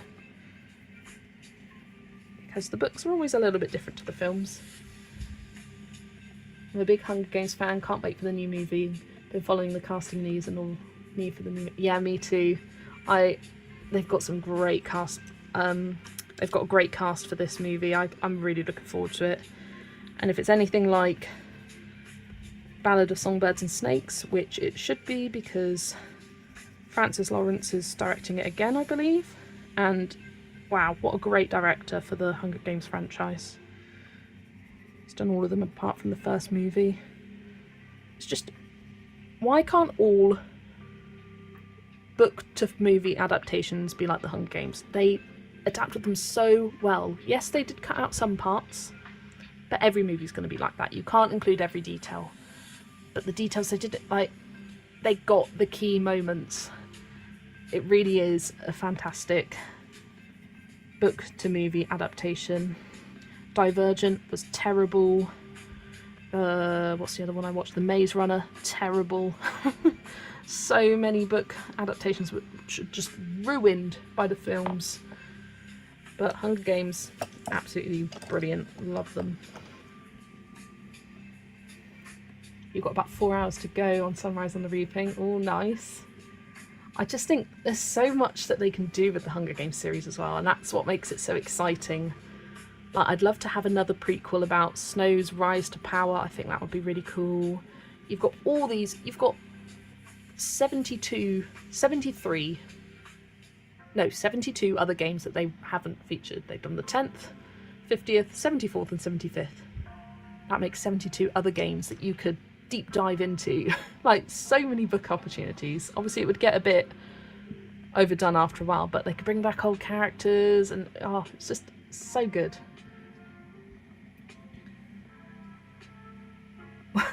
Watching real crime documentaries whilst colouring Lulu Mo pages and mood. Whoever tempted to just, I don't know, bloody up their face. Have some killer rabbits, killers cats, some crazy psychopathic bunnies. Libby is great, so is Overdrive. I'll have to check out Overdrive. It's interesting to get the lore. Yeah, the world building in Hunger Games is amazing. I love it. I love it. I love it. Oh. I love the first book. I listened to it as an audiobook and it was 10 times better. Oh, interesting. Oh, what am I? Ah, I've lost. I scrolled too far. I can't colour anymore. It's dark outside. You're doing Hannah Carl's in Atlantis. Nice.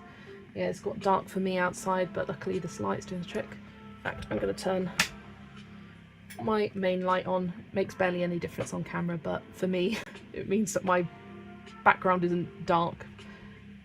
which is better for my eyes in general.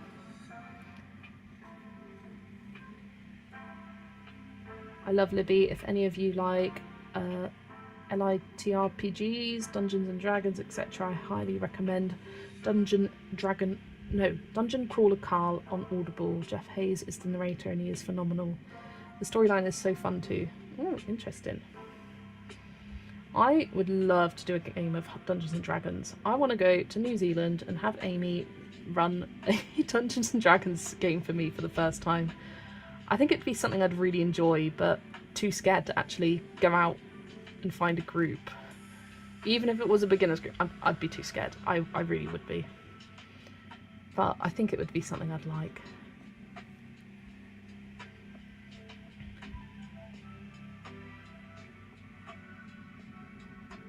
Oh, Michelle, welcome. You finally got to one of my lives. Lovely to have you join us.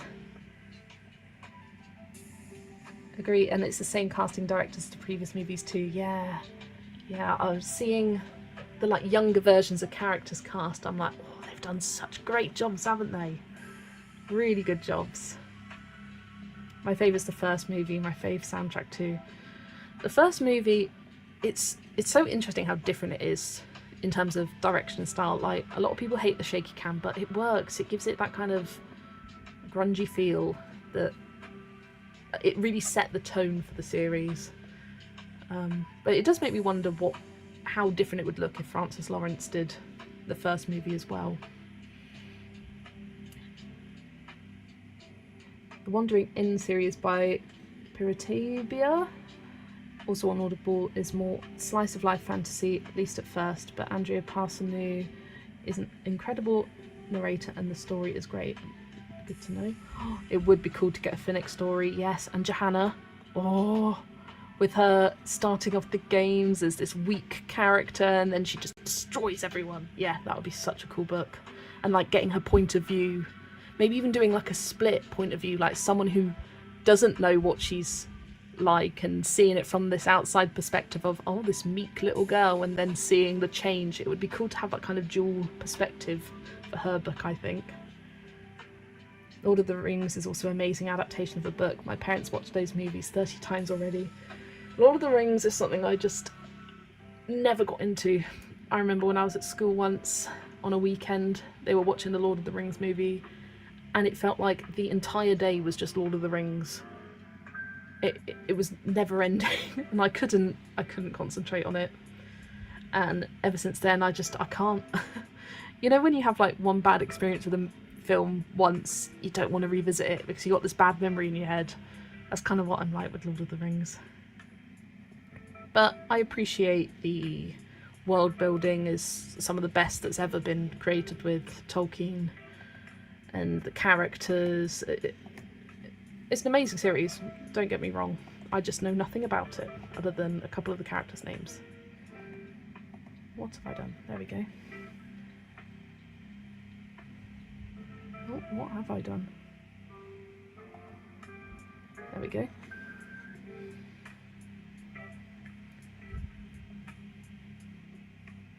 I'm a big fan of true crime and also anything zombies. I can usually be found watching one of the two when colouring or doing creative things, lol. At the moment I've been re-watching Grey's Anatomy, although I've got up to, I think it's series 14 or 13. And the series just drops in quality after that. I don't like the storylines. A lot of my favourite characters have left, so I've kind of dropped off it again. I watched a horror movie last night, The Hunt, that Zoe recommended, and loved it. It's a good, gory, cheesy horror. And I like a gory horror rather than I don't like jump scares, but I like gore. I'm a bit weird like that. Oh, Amy, you run them online too. Just saying we can make this happen. It's just time zone scheduling. Maybe one day I could do an online Dungeons and Dragons. KP just bought Dungeon Crawler, Carl, and plan to do a reading immersion by reading and listening to the audiobook because the audiobook gets rave reviews. Can't wait. Hope you love it. Where am I now? Who's my favourite superheroes? don't know. I do like the Marvel films more than the DC films. I loved all of the, 24 Marvel films up to Avengers Infinity War. And since then, they've been rubbish. Spider-Man's probably my favourite. It's a lot of people's favourite. I also just love Chris Evans. America's arse. Yes, yes, please. Thank you. Yeah. I was never into superhero films until I think it was about 5 years ago, where I decided to watch all of the Marvel movies in order. This was just before Infinity War was released. So that was what, 2019? 2018? 2017? I was in uni at the time. Shaky cam is awful for those of us with simulator sickness. I sat through that movie with my eyes closed and miserable. I can imagine. I also would always jump in the first Hunger Games movie without fail in the scene where Katniss is shooting at the career tribute's like stash of apples. Every time she shot that arrow, I would jump. I think I still do to this day. I hate jump scares like that. I'm a very jumpy person. My hubs is excited to read it too. We love Ready Player One, so we are looking forward to this lit RPG. Hello Stardust, welcome in. I am quite behind on my chat. I'm just trying to catch up, but I keep talking too much and not colouring. I really need to get this page, I don't need to, but I really want to get this page finished today, so I do need to get back up to date. Gee, I wonder how different it would be if Francis Lawrence had directed it. I don't know, the vibe and look from the first one looks so much more... Yeah, it really does. It's gritty. It really sort of shows the kind of hardship that they had in the districts, I think, the first film.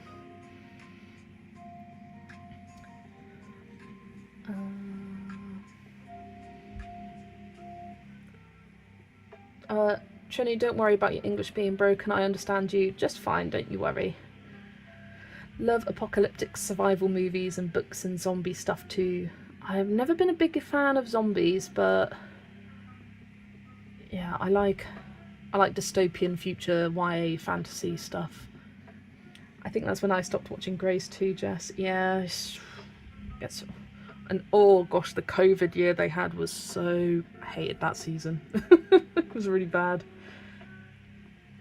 But like season 1 to 10, oh, what great television that was. Maybe even up to like 11. It was really, really good. You're a wuss when it comes to horror. I completely understand that. I used to be Michelle. I was a very, very scaredy child when I was younger.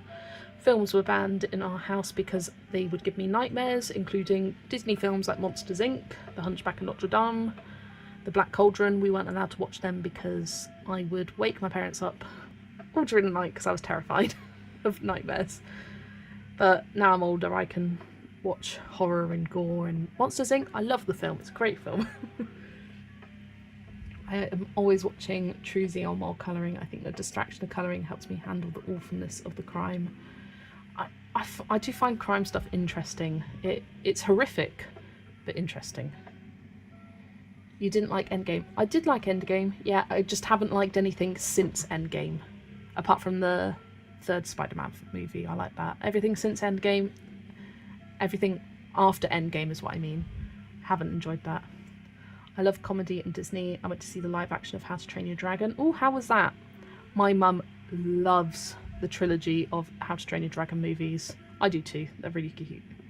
And I'm kind of afraid to watch the live action because what if it doesn't live up? Because I like the original one so much. Oh, same, prefer Marvel than DC. Totally agree about the Marvel films.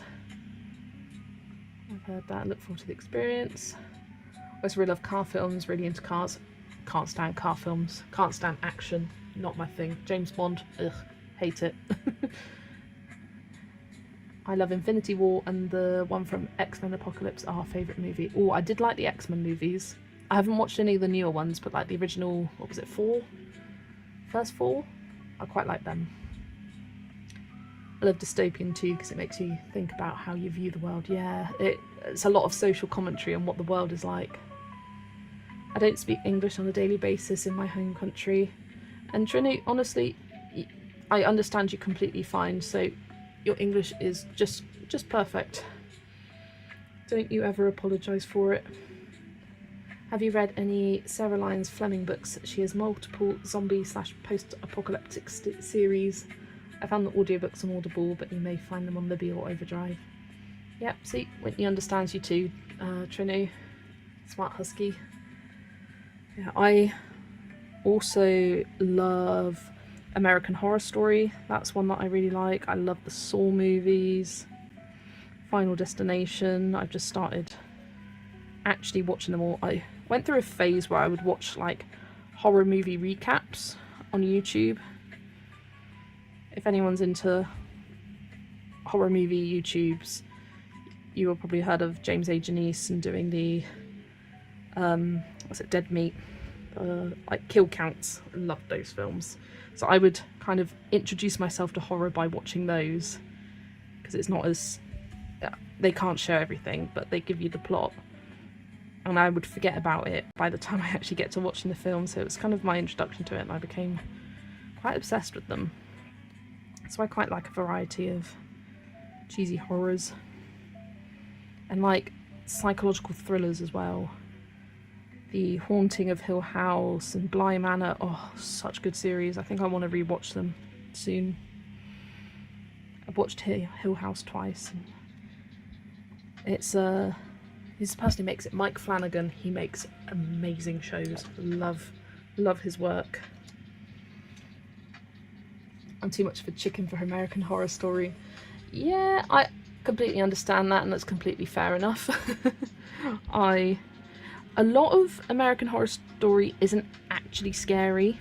I think the first couple, and then it gets like super cheesy, and there's some which are just weird.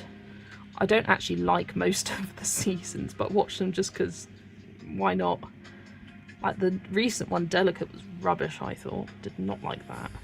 But the first 5 seasons, I love them. I love the first 5 seasons of American Horror Story.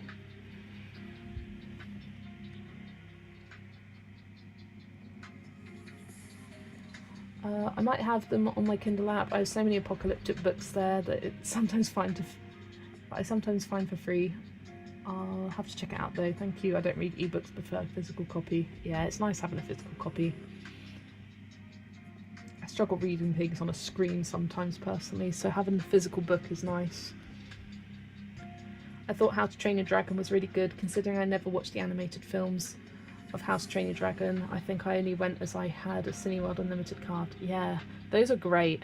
My parents used to have them before COVID, and they would see literally everything that was released, apart from the only things they didn't see were horrors. They just put a ban on horrors. They're not fans of horrors. But every other film, even kids' films, they would go and see. And majority of them they didn't like, but it was a great sort of like little date night every week for them. And then they haven't gone since COVID. Instead, they record every single film that appears on TV and rewatch them every night, so that's their new thing. Right, time to do these hats. So I think I will do the same thing where this one's yellow with a pink bow and that one's pink with a yellow flower. And then we're almost done with this page. My favourite is Midnight Mass because vampires. Yes, Girl on Fire, I loved Midnight Mass. I found it very confusing. I like watching series and films and then watching like ending explained videos, because I'm bad at interpreting things because I don't fully pay attention as I'm colouring. I pay attention to the general plot, but like sub-meanings and hidden details I don't notice. So I watch a lot of like explained things, and Midnight Mass is one of those. I really loved, what was the name of the show about the kids with terminal illnesses? I really like that. And they were going to do a second series, and they had a lead up for a second series and they cancelled it, and I was gutted. I can't remember what it was called, but it had they have a lot of returning actors. The Fall of the House of Usher was really good. I liked that. I like the ones where they adapt books. Wow, The Fall of House of Usher was adapted from a bunch of different works by the same author. I can't remember who it was though. All of the Mike Flanagan series are 2 thumbs up with me, Jess. I've rewatched them all. Yeah, I love Mike Flanagan. And I love how he puts his wife in every single series. I just find that funny. It's like, let's put the wife in the most risque scenes. Just fair enough. Was that the one with Kim K? Delicate, yeah. Ooh. You know what? Kim K was fine in that role because the role was kind of Kim Kardashian's personality in a way, so I don't think she was really acting, but the role suited her. But I just didn't like Delicate as a series. It was based on the book The Delicate Condition, and I found it very confusing, very stupid ending. Stupid ending. What a waste of a series, I thought. I have a recommendation for you. It's called Blood Curse. It's something like 30 Days of Night. That book took me out of my reading slump. It's with vampires instead of zombies. Oh, that sounds interesting. Yeah, Midnight Mass was cool. I really want to see the new Jurassic Park. I was like, Jar? Yeah, I want to see the new Jurassic Park. Jonathan Bailey, yes please. I am a big Jonathan Bailey fan. I really want to see Fellow Travellers because he's in that. And it does look pretty good. It's got Matt Bomer in it as well, who's a familiar American Horror Story cast member as well. But I love Jurassic Park. I love the original trilogy. The first one especially. The first one's the best. Third one's... Actually, I like the second and third one. They're good. They're cute. Jurassic World, I loved Jurassic World. That was my first Jurassic film I actually watched the whole way through. But I thought they did a really bad job of finishing the Jurassic World series, so I'm interested to see Rebirth because apparently it's meant to be like a return to form. And I've seen lots of promo for it. It looks cool. I like the look of it. But I think the thing is, cinema's expensive where I live on a normal day. You can go on 2-for-1 days and that's good, but I don't really have anyone that wants to go to the cinema with me. If I did, then I would, but I just wait for things to come online and watch them then. Their clothes are so cute. Oh, thank you. I'm really enjoying colouring their clothes. It's coming together a lot more quickly than I thought it would. I don't like horror films either, so I won't go see them. Yeah, that's fair enough. I used to be like that until about, what was it, like 6 years ago? And I started watching American Horror Story, and then I got quite obsessed with all sorts of different horror. Have you seen Hobbit's movie? This all series I've seen and loves this movie. I haven't seen the Hobbit movie, no. Not the Lord of the Rings person. I love movies with dragons. I love dragons. Oh, I loved Game of Thrones back in the day until the last season. I have rewatched like season 1 to 4 or 5 so many times in the run-up for the next seasons. Love them so much, and then, oh, why did they ruin it at the end? Why? I love scary movies, which is why that cracks me up. 30 Days of Night, the movie, has actually scared the crap out of me. I haven't heard of that movie, but if you love scary movies and it scared you, then I'm not so sure. Now imagine them on a cruise ship by Sweden. Oh, hi Hannah. Hannah Rainbow Colours, welcome in. Hello, we are talking about movies at the moment and TV shows. I'm surprised movie theatres still exist with streaming being so popular. Yeah, me too in a way.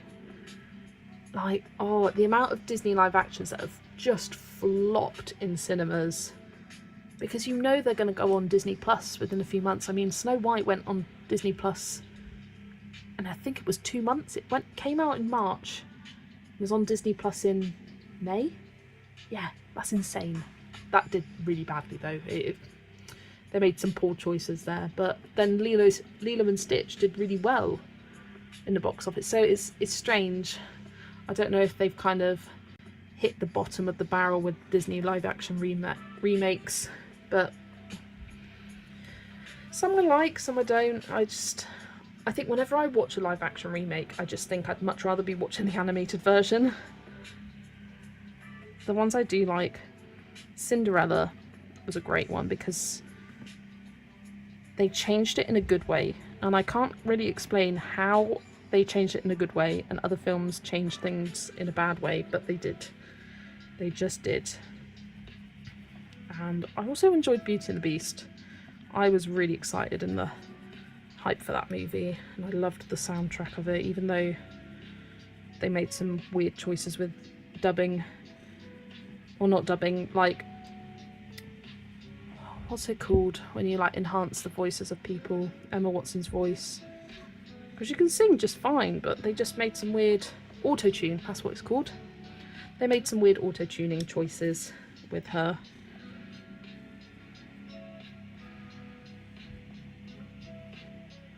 Same, I wait for movies to be online so I can watch with online friends. Cinema is too expensive and I like to have subtitles. Yeah, I kind of just, with so much online streaming, what's the point of spending that money? Unless I'm really, really excited for a film, like Wicked. I will be seeing Wicked in cinemas because I'm really excited for that. I don't really go to cinemas anymore because there's not really many films that I get that excited for. I did when I was younger, but not so much anymore. Certain movies I do go to the cinema for, like Hunger Games new movies, and the 28 Years Later I want to. Oh yeah, that one does look good, 28 Years Later. I've heard lots of good things about that movie. Is it on streaming sites now? I think it might be. I think I saw it on Netflix or something. But I should put that on my to-watch list. I think I'll be watching movies on the days where there's no one streaming in the evening, or I'm not streaming in the evening. Whitney really enjoyed the Hobbit films. Jenny was born in the dragon year, and that's the reason why she loves dragons. Ah, interesting. Technically I was born in the year of the rabbit, 99, but I'm actually a tiger because my birthday fell before the start of the new Chinese New Year. I don't really understand what the different meanings of the different animals are for the Chinese zodiacs, but it's fun knowing different people's animals. If they released a good Star Wars in the future, I would probably want to see that in theatres, but most of the recent ones haven't done it for me. Yeah, I've never watched a Star Wars film. I've been meaning to watch a Star Wars film for years. I've seen little bits and pieces when it's on TV of just them pew pew pewing, and it never appealed to me as a child. But now I'm an adult, I think I would like them. I need to sit down and watch them because I think I would like them, but I've never watched one, never.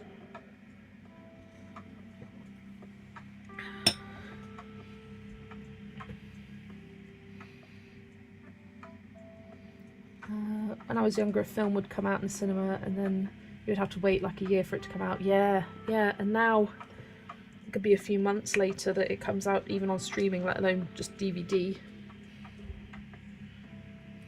Jess, how is that possible? I know, I've never watched any Star Wars. I could tell you a few characters from it, but in terms of plots, apart from the obvious plot point, Darth Vader and Luke, I know nothing about it. It was funny, when I was at uni, a couple of my friends were big Star Wars fans, and it wasn't until then that I knew that Darth Vader was Luke's father, but I never made the connection that Darth Vader is Anakin. And I was like, and someone told that to me, and I was like, why did I never make that connection? Because I knew that Darth Vader was Luke's father, and I knew that Anakin was Luke's father. So how did I not know that they were the same person? Which is a thing that if you watch the movies, of course, you just know. But because I'd never seen them, I just didn't know. Right. The page is now coloured, except I see that tiny bit of red down here that I need to colour. So I think I'm going to do these little yellow gel pen details. I've got this one, it's the second colour in the red-yellow set from the Langro gel pens. Oh, Harry Potter. I am a big Harry Potter fan, and I have been closely following the new series. Have you seen the new images that have just come out of them filming some scenes with the Dursleys? Wow, the casting for the Dursleys is on point. Dudley Dursley is like the perfect Dudley Dursley. And I am going with this series with a very open mind and don't want to compare it to the movies because I don't think that's fair. New actors. So there's some choices which I think are odd and they just don't look like the characters they're meant to be. But other than that, I'm excited to see. I'm excited to see. I think the trio looks absolutely perfect for playing the kid stars. They also look like extra young to me. I don't know why, but the original trio didn't look that young as these do, if that makes sense. But I don't know if that's because I was young when it was released. The first film came out in 2001 and I was literally 2 years old, so... But they look really young. Like, especially young. Yeah, I cannot wait for this new series. I am a big Harry Potter fan, always have been, always will be. Don't like J.K. Rowling anymore, but I can't give up my love for the series.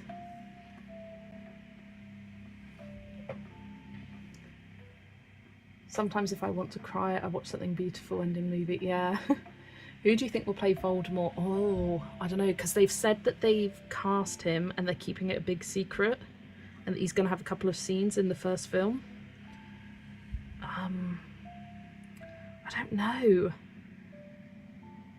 Like, even when they were announcing the cast, like, because the films had such iconic British actors playing the adult characters, so it's hard to picture anyone else but them. Like, the kids' stars, you know, will be unknown child stars that you would never have heard of. It's one of their first acting roles, and that's a given. But the adults, you're expecting, some big names. So far, there hasn't really been big names. I'm trying to think of who are the adult stars. Yeah, most of the original cast, the adult characters have passed away and no one can replace them. But I think if we have that mentality, then you're not going to enjoy it, and what's the point of that? I think take the new characters for who they are, embrace their new acting choices and changes. Because I'm so excited for this. I've been annoying my parents with my hype for this series.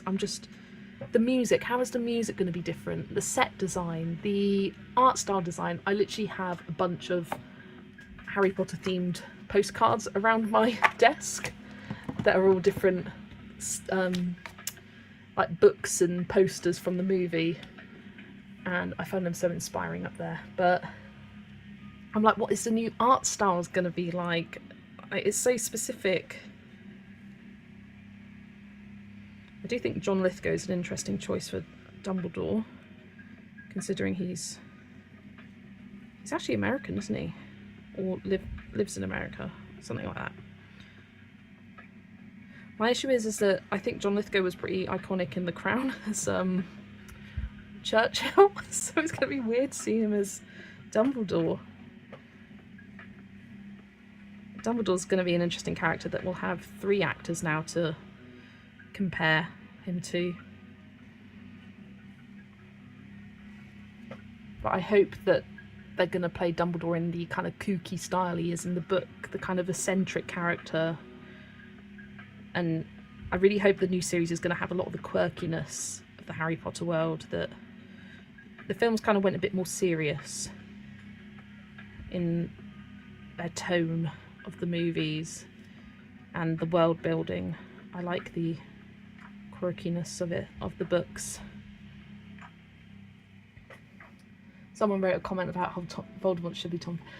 People are theorising that Voldemort is going to be Tom Felton because Tom Felton will never live up starring in the Harry Potter series as his whole personality. He doesn't do anything but speak about it. It's like the fact that he's in Broadway at the moment playing Draco Malfoy as the adult version. I just think that's so iconic for him. I would love to see that. I have seen the Harry Potter play in the first year after it released with the original cast, and it was amazing. But yeah, Tom Felton playing old Draco Malfoy is quite iconic. I wouldn't be surprised if he had found the execs and asked to play Lucius or something like that. Tried to get involved somehow. I wonder if there will be any repeating cast members playing different characters.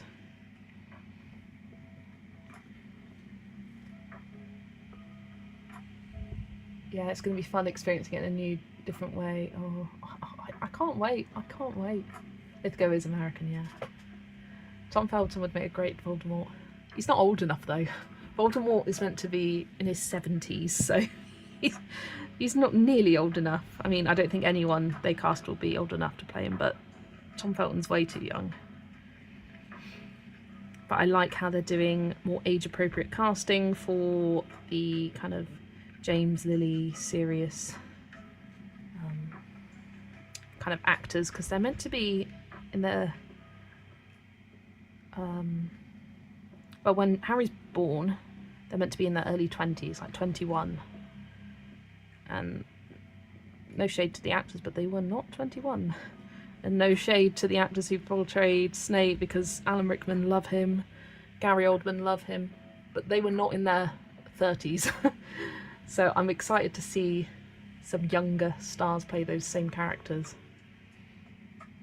Hope the series involves the other schools more too. Oh yeah, that would be interesting. You agree with the quirkiness, yeah. Yeah, I would be surprised to see him in that role too.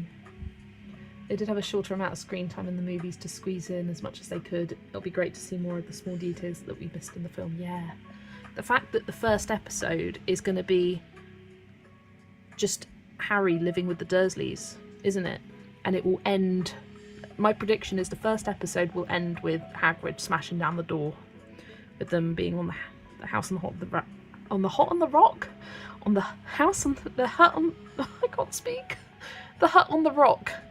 And you get all the letters getting delivered to all the different places in the hotel room. And oh, I've seen that they actually are making Dudley and Petunia blonde, which I found really interesting. It threw me off at first when I saw the set photos, but then I was like, yeah, in the books they're bright blonde, and that's like kind of their personality trait, that they're ugly and blonde. Bless their hearts. I like Johnny Depp, Caribbean Sea Pirate. Oh yeah, Johnny Depp as Captain Jack Sparrow. What an iconic role. And what a sad and tragic thing with the whole court case and how it destroyed his career. I do feel for him with the whole situation. And I don't understand how he was fired from every movie franchise going and Amber Heard still had prolific roles in the DC films. Not quite fair. Double standards, but there we go. This conversation makes me want to reread the books. Oh, when I was younger, I would read the Harry Potter books and only the Harry Potter books. Once I finished reading the 7th book, I would go back and I would read the 1st book, and I would go round and round and round and round again. So I do know a lot of details about the books. And I can't wait to see some of those details that you never saw in the films be shown in the books. I really hope they show more of the actual classes. Like, you see a few in the first film, but no, there's no world building in terms of the classes and the sort of development they have in learning their magical skills. The fact that they just know things. How do they know these things? Apart from Hermione telling them all.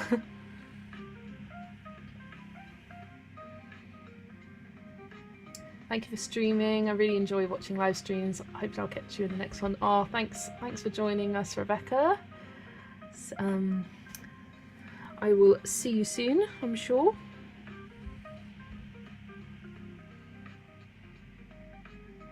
I'm not gonna lie, colouring these little strawberry seeds is really satisfying. Oh my gosh, it's 10:05. I need to either speed up or stop soon because once again I'm at work at 7 AM in the morning. So I do need to start winding down. But I will colour all of the strawberry seeds with you, and then I will do the last white paint pen details off camera.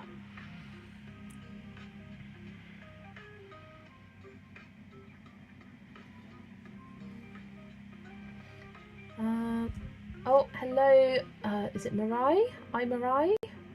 Just joined. These look tasty, thank you. Have you read Red Rising by Piers Brown? No, I haven't, but according to BookTube, I need to add it to my TBR. I can't wait to see Rita Skeeter. Yes, Michelle, yes! The fact that she's an animagus, like, what an essential plot point.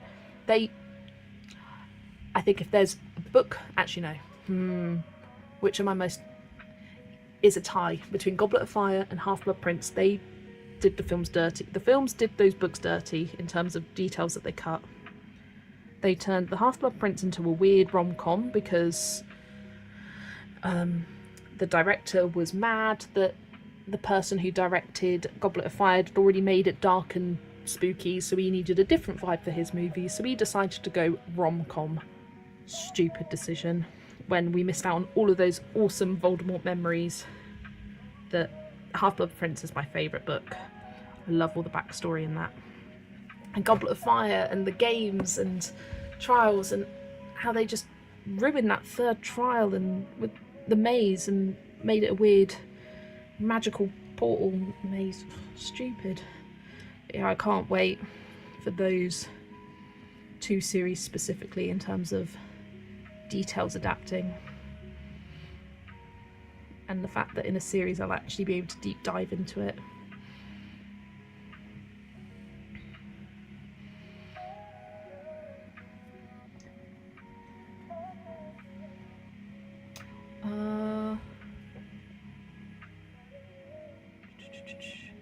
I just noticed the time too. I'm getting set up. I think because I dropped out for a bit, it kind of confused me in terms of how long I've been streaming for. I'm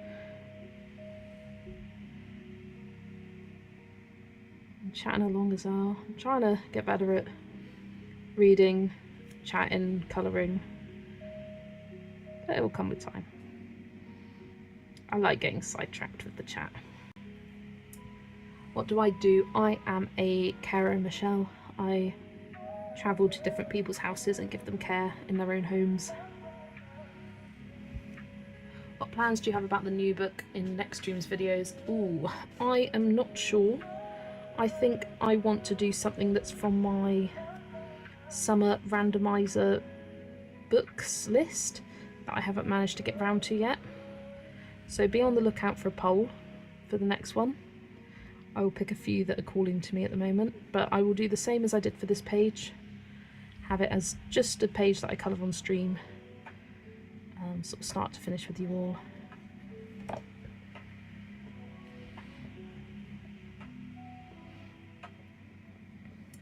It's one of my favourite series, highly recommend, and book 7 should be out next year.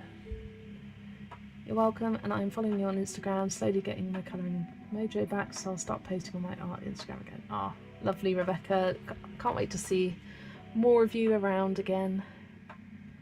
I completely forgot about that, about Rita Skeeter. Yeah, people, and the fact that those who haven't read the books have no idea about that level of sort of creepiness to her character.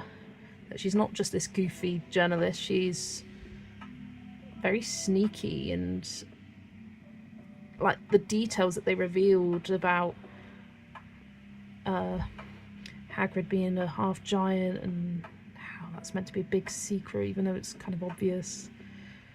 All these sort of dirty scoops that she makes and how it all gets explained at the end. It's great. And Hermione trapping her in a jar, how insane is that in terms of her character?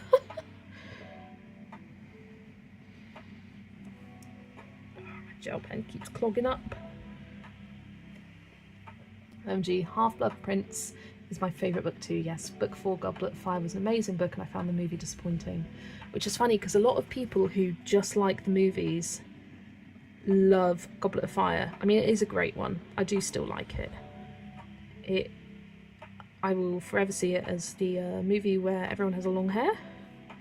Apparently, I read this fairly recently, that apparently the reason why they all had long hair was because at the start of the movie they're meant to all have like a big haircut and they forgot to do it or something. You know, to keep the continuity throughout the series, they do a big chop at the start and keep it to that length. And they just forgot or something. I don't know how true that is. But there's like, it wasn't the actor's choice to all have long hair. It just happened to be that way. But it's funny looking back. You know, ridiculous hairstyles that, to be fair, was quite common in the time when it was being released. Goblet of Fire was what, 2006-ish? 2005? 2001, 2002. Then they did a jump, 2004, 2005, 2006. The fact that I know these dates is a bit sad.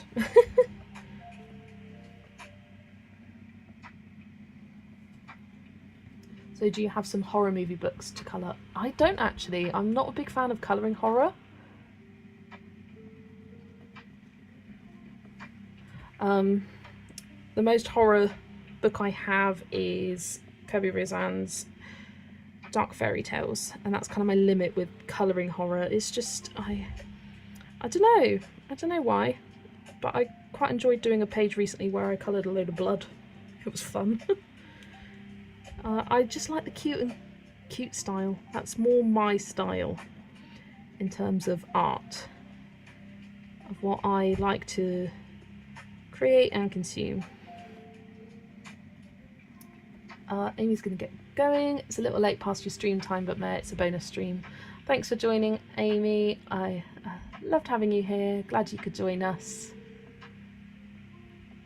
Oh, Michelle, you're a nurse. Lovely. I did a year of nursing at university and loved doing the work, but it just wasn't the right time for me health-wise.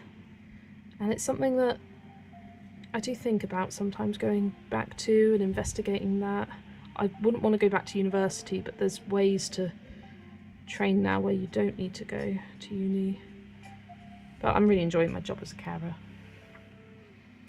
Hi Bellatini, hello, thanks for joining us. We are nearing the end of the stream. I'm just going to finish doing these strawberry seeds and then I do need to head off to bed.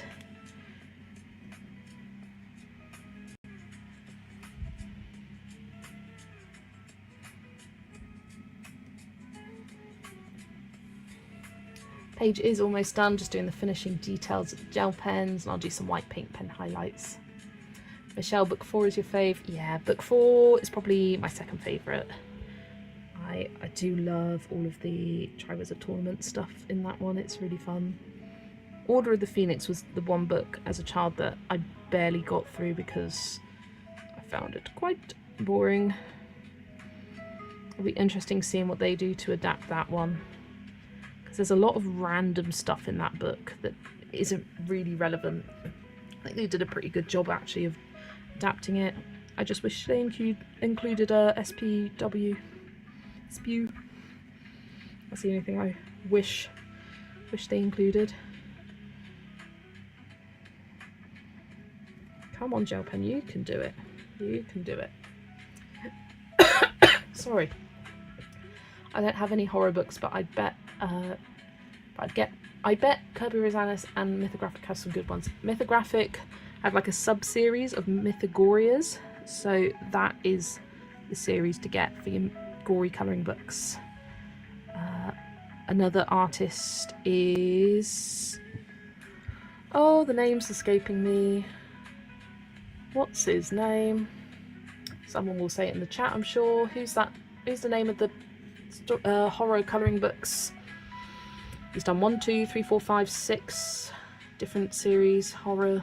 I can't even think of the name of the colouring book series.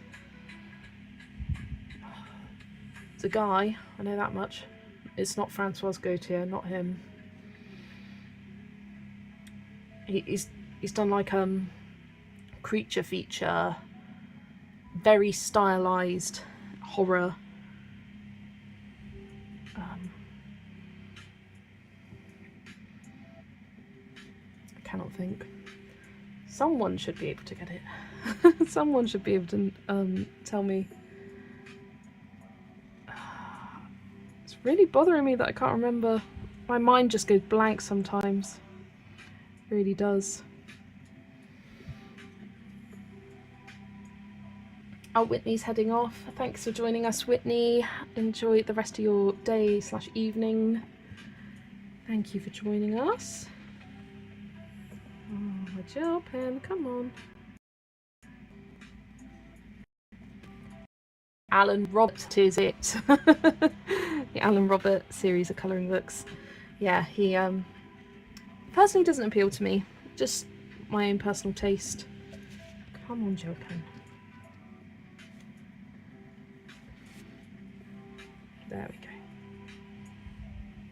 Right, the Ginny Weasley in the books is one of my favourite characters. The movie Ginny turned out fairly one-dimensional. I thought, yeah, they just wrote her horribly. I know Bonnie Wright has spoken out recently about how she's sorry to book fans about Ginny, and she wished she was more headstrong and confident and sassy like she is in the book, but that wasn't the way they wrote her or directed her.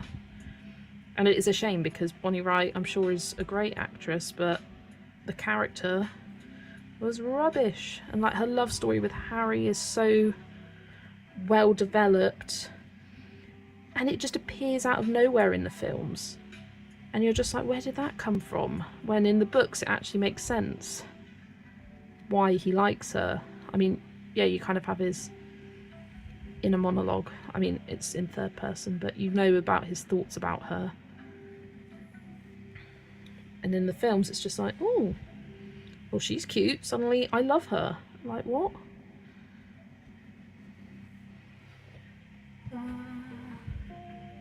Oh, and Rebecca's heading off. Bye, Rebecca. Michelle, you're currently on a break from nursing for the same reason. Oh, that's... Yeah, it is. It is a tough job. Really is. Long hours. For me, at the time, it wasn't right. I loved doing the work. When I was in the hospital, I absolutely loved it, but it was everything leading up to that. It got to a point at the end of the year where I was like, I can't do this anymore. I just can't. I would like to go back. Maybe one day. Still got lots of years ahead of me working. I could hopefully do that, and caring is gonna give me a lot of amazing experience with that as well. That is ever something that I do want to go back to. Horrible character is Grinch Who Stole Christmas. Oh, but you gotta love Jim Carrey's performance in the film that he did. Oh, what an amazing film that is, and such a great comedy character performance from him.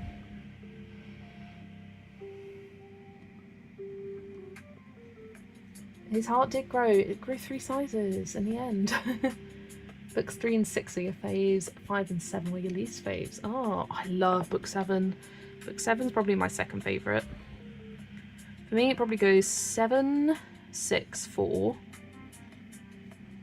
Probably 1, 3, 2, 5.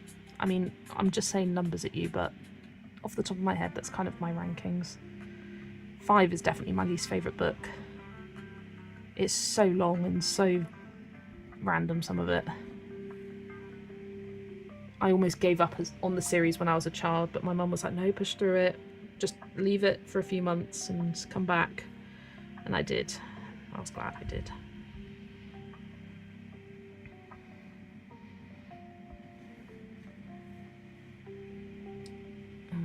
Okay. There is always time. Exactly, Michelle. Always time. Girl on Fire is still here, just not talking, doing other stuff. Fair enough. Oh, Lucy, hello. Hello. I am about to finish soon, but thank you for joining us for the last couple of minutes. I'm just getting these seeds done, then I need to head off to bed as I have work starting at 7 AM. So I usually try to sort of settle down for bed around 10 o'clock and it is 10:20. So my parents are going to be coming up to bed soon and I don't want to be disturbing them either. And I don't want them listening to my video. Me talking to myself.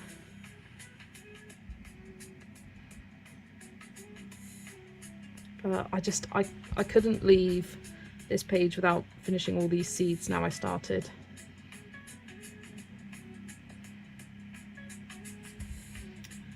It's awesome chat when I've been so many new friends, colouring friends of course, yeah, it is lovely. Zoe is going to go sort Meadow for the night, Yana's going to go prep dinner. Thank you for joining us, both of you. Stream did go on a little bit longer than I intended, but we were busy chatting. There we go. Just got 3 strawberries left. And I tell you what, these yellow seeds really have made the difference with the strawberries and making them pop. So the only thing I'm going to do off camera is do some white paint. I will do the gold signo with you, because I know a lot of people ask about the gold signo, so, and that won't take me too long.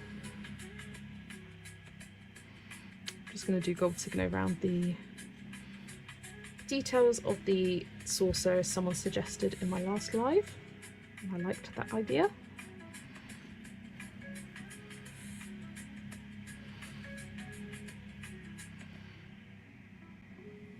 May have to go over some of these seeds with another layer. Some of them are a little bit transparent where the ink isn't flowing as nicely.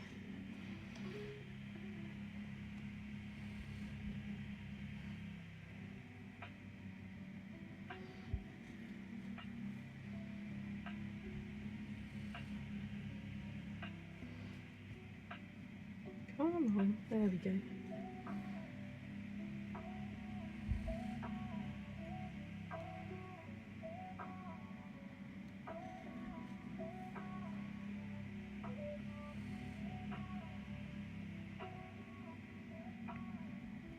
I haven't long had these Lango gel pens, but they are great for little details like this. Going over the top of pencil you've already coloured is something that isn't just white like my paint pens are.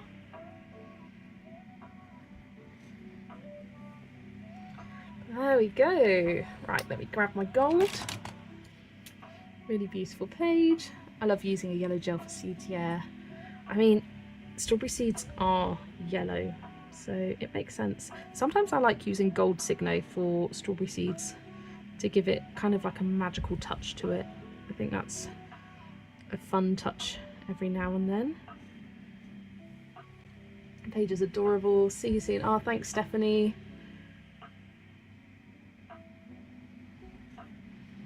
Thanks for joining us. Just going to do this last little bit with you, and then I will jump off as well.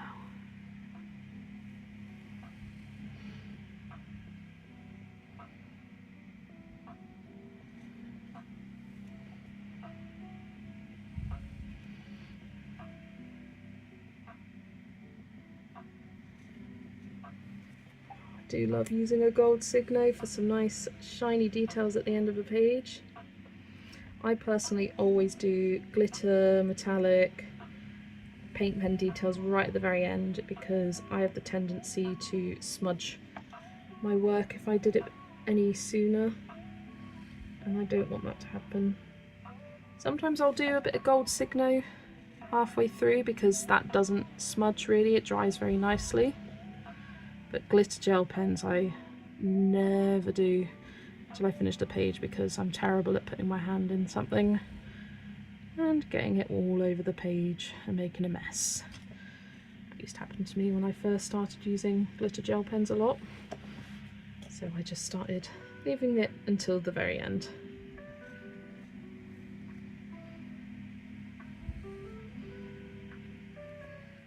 Right, here we go. Last tiny bit.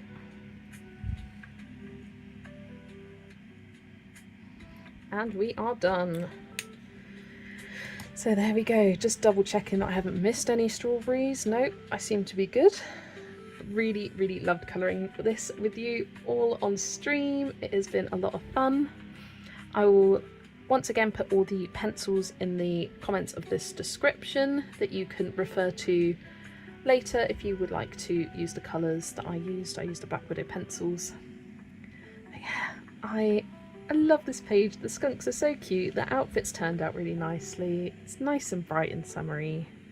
And my first page coloured in Lulu Mayo's newest book, Lulu's House of Wonder. So I will say goodnight to you all. Not sure how many are left at this stage of the stream, but thanks for joining me tonight. I really enjoyed. I've just been loving streaming recently, and it's definitely something I will keep doing.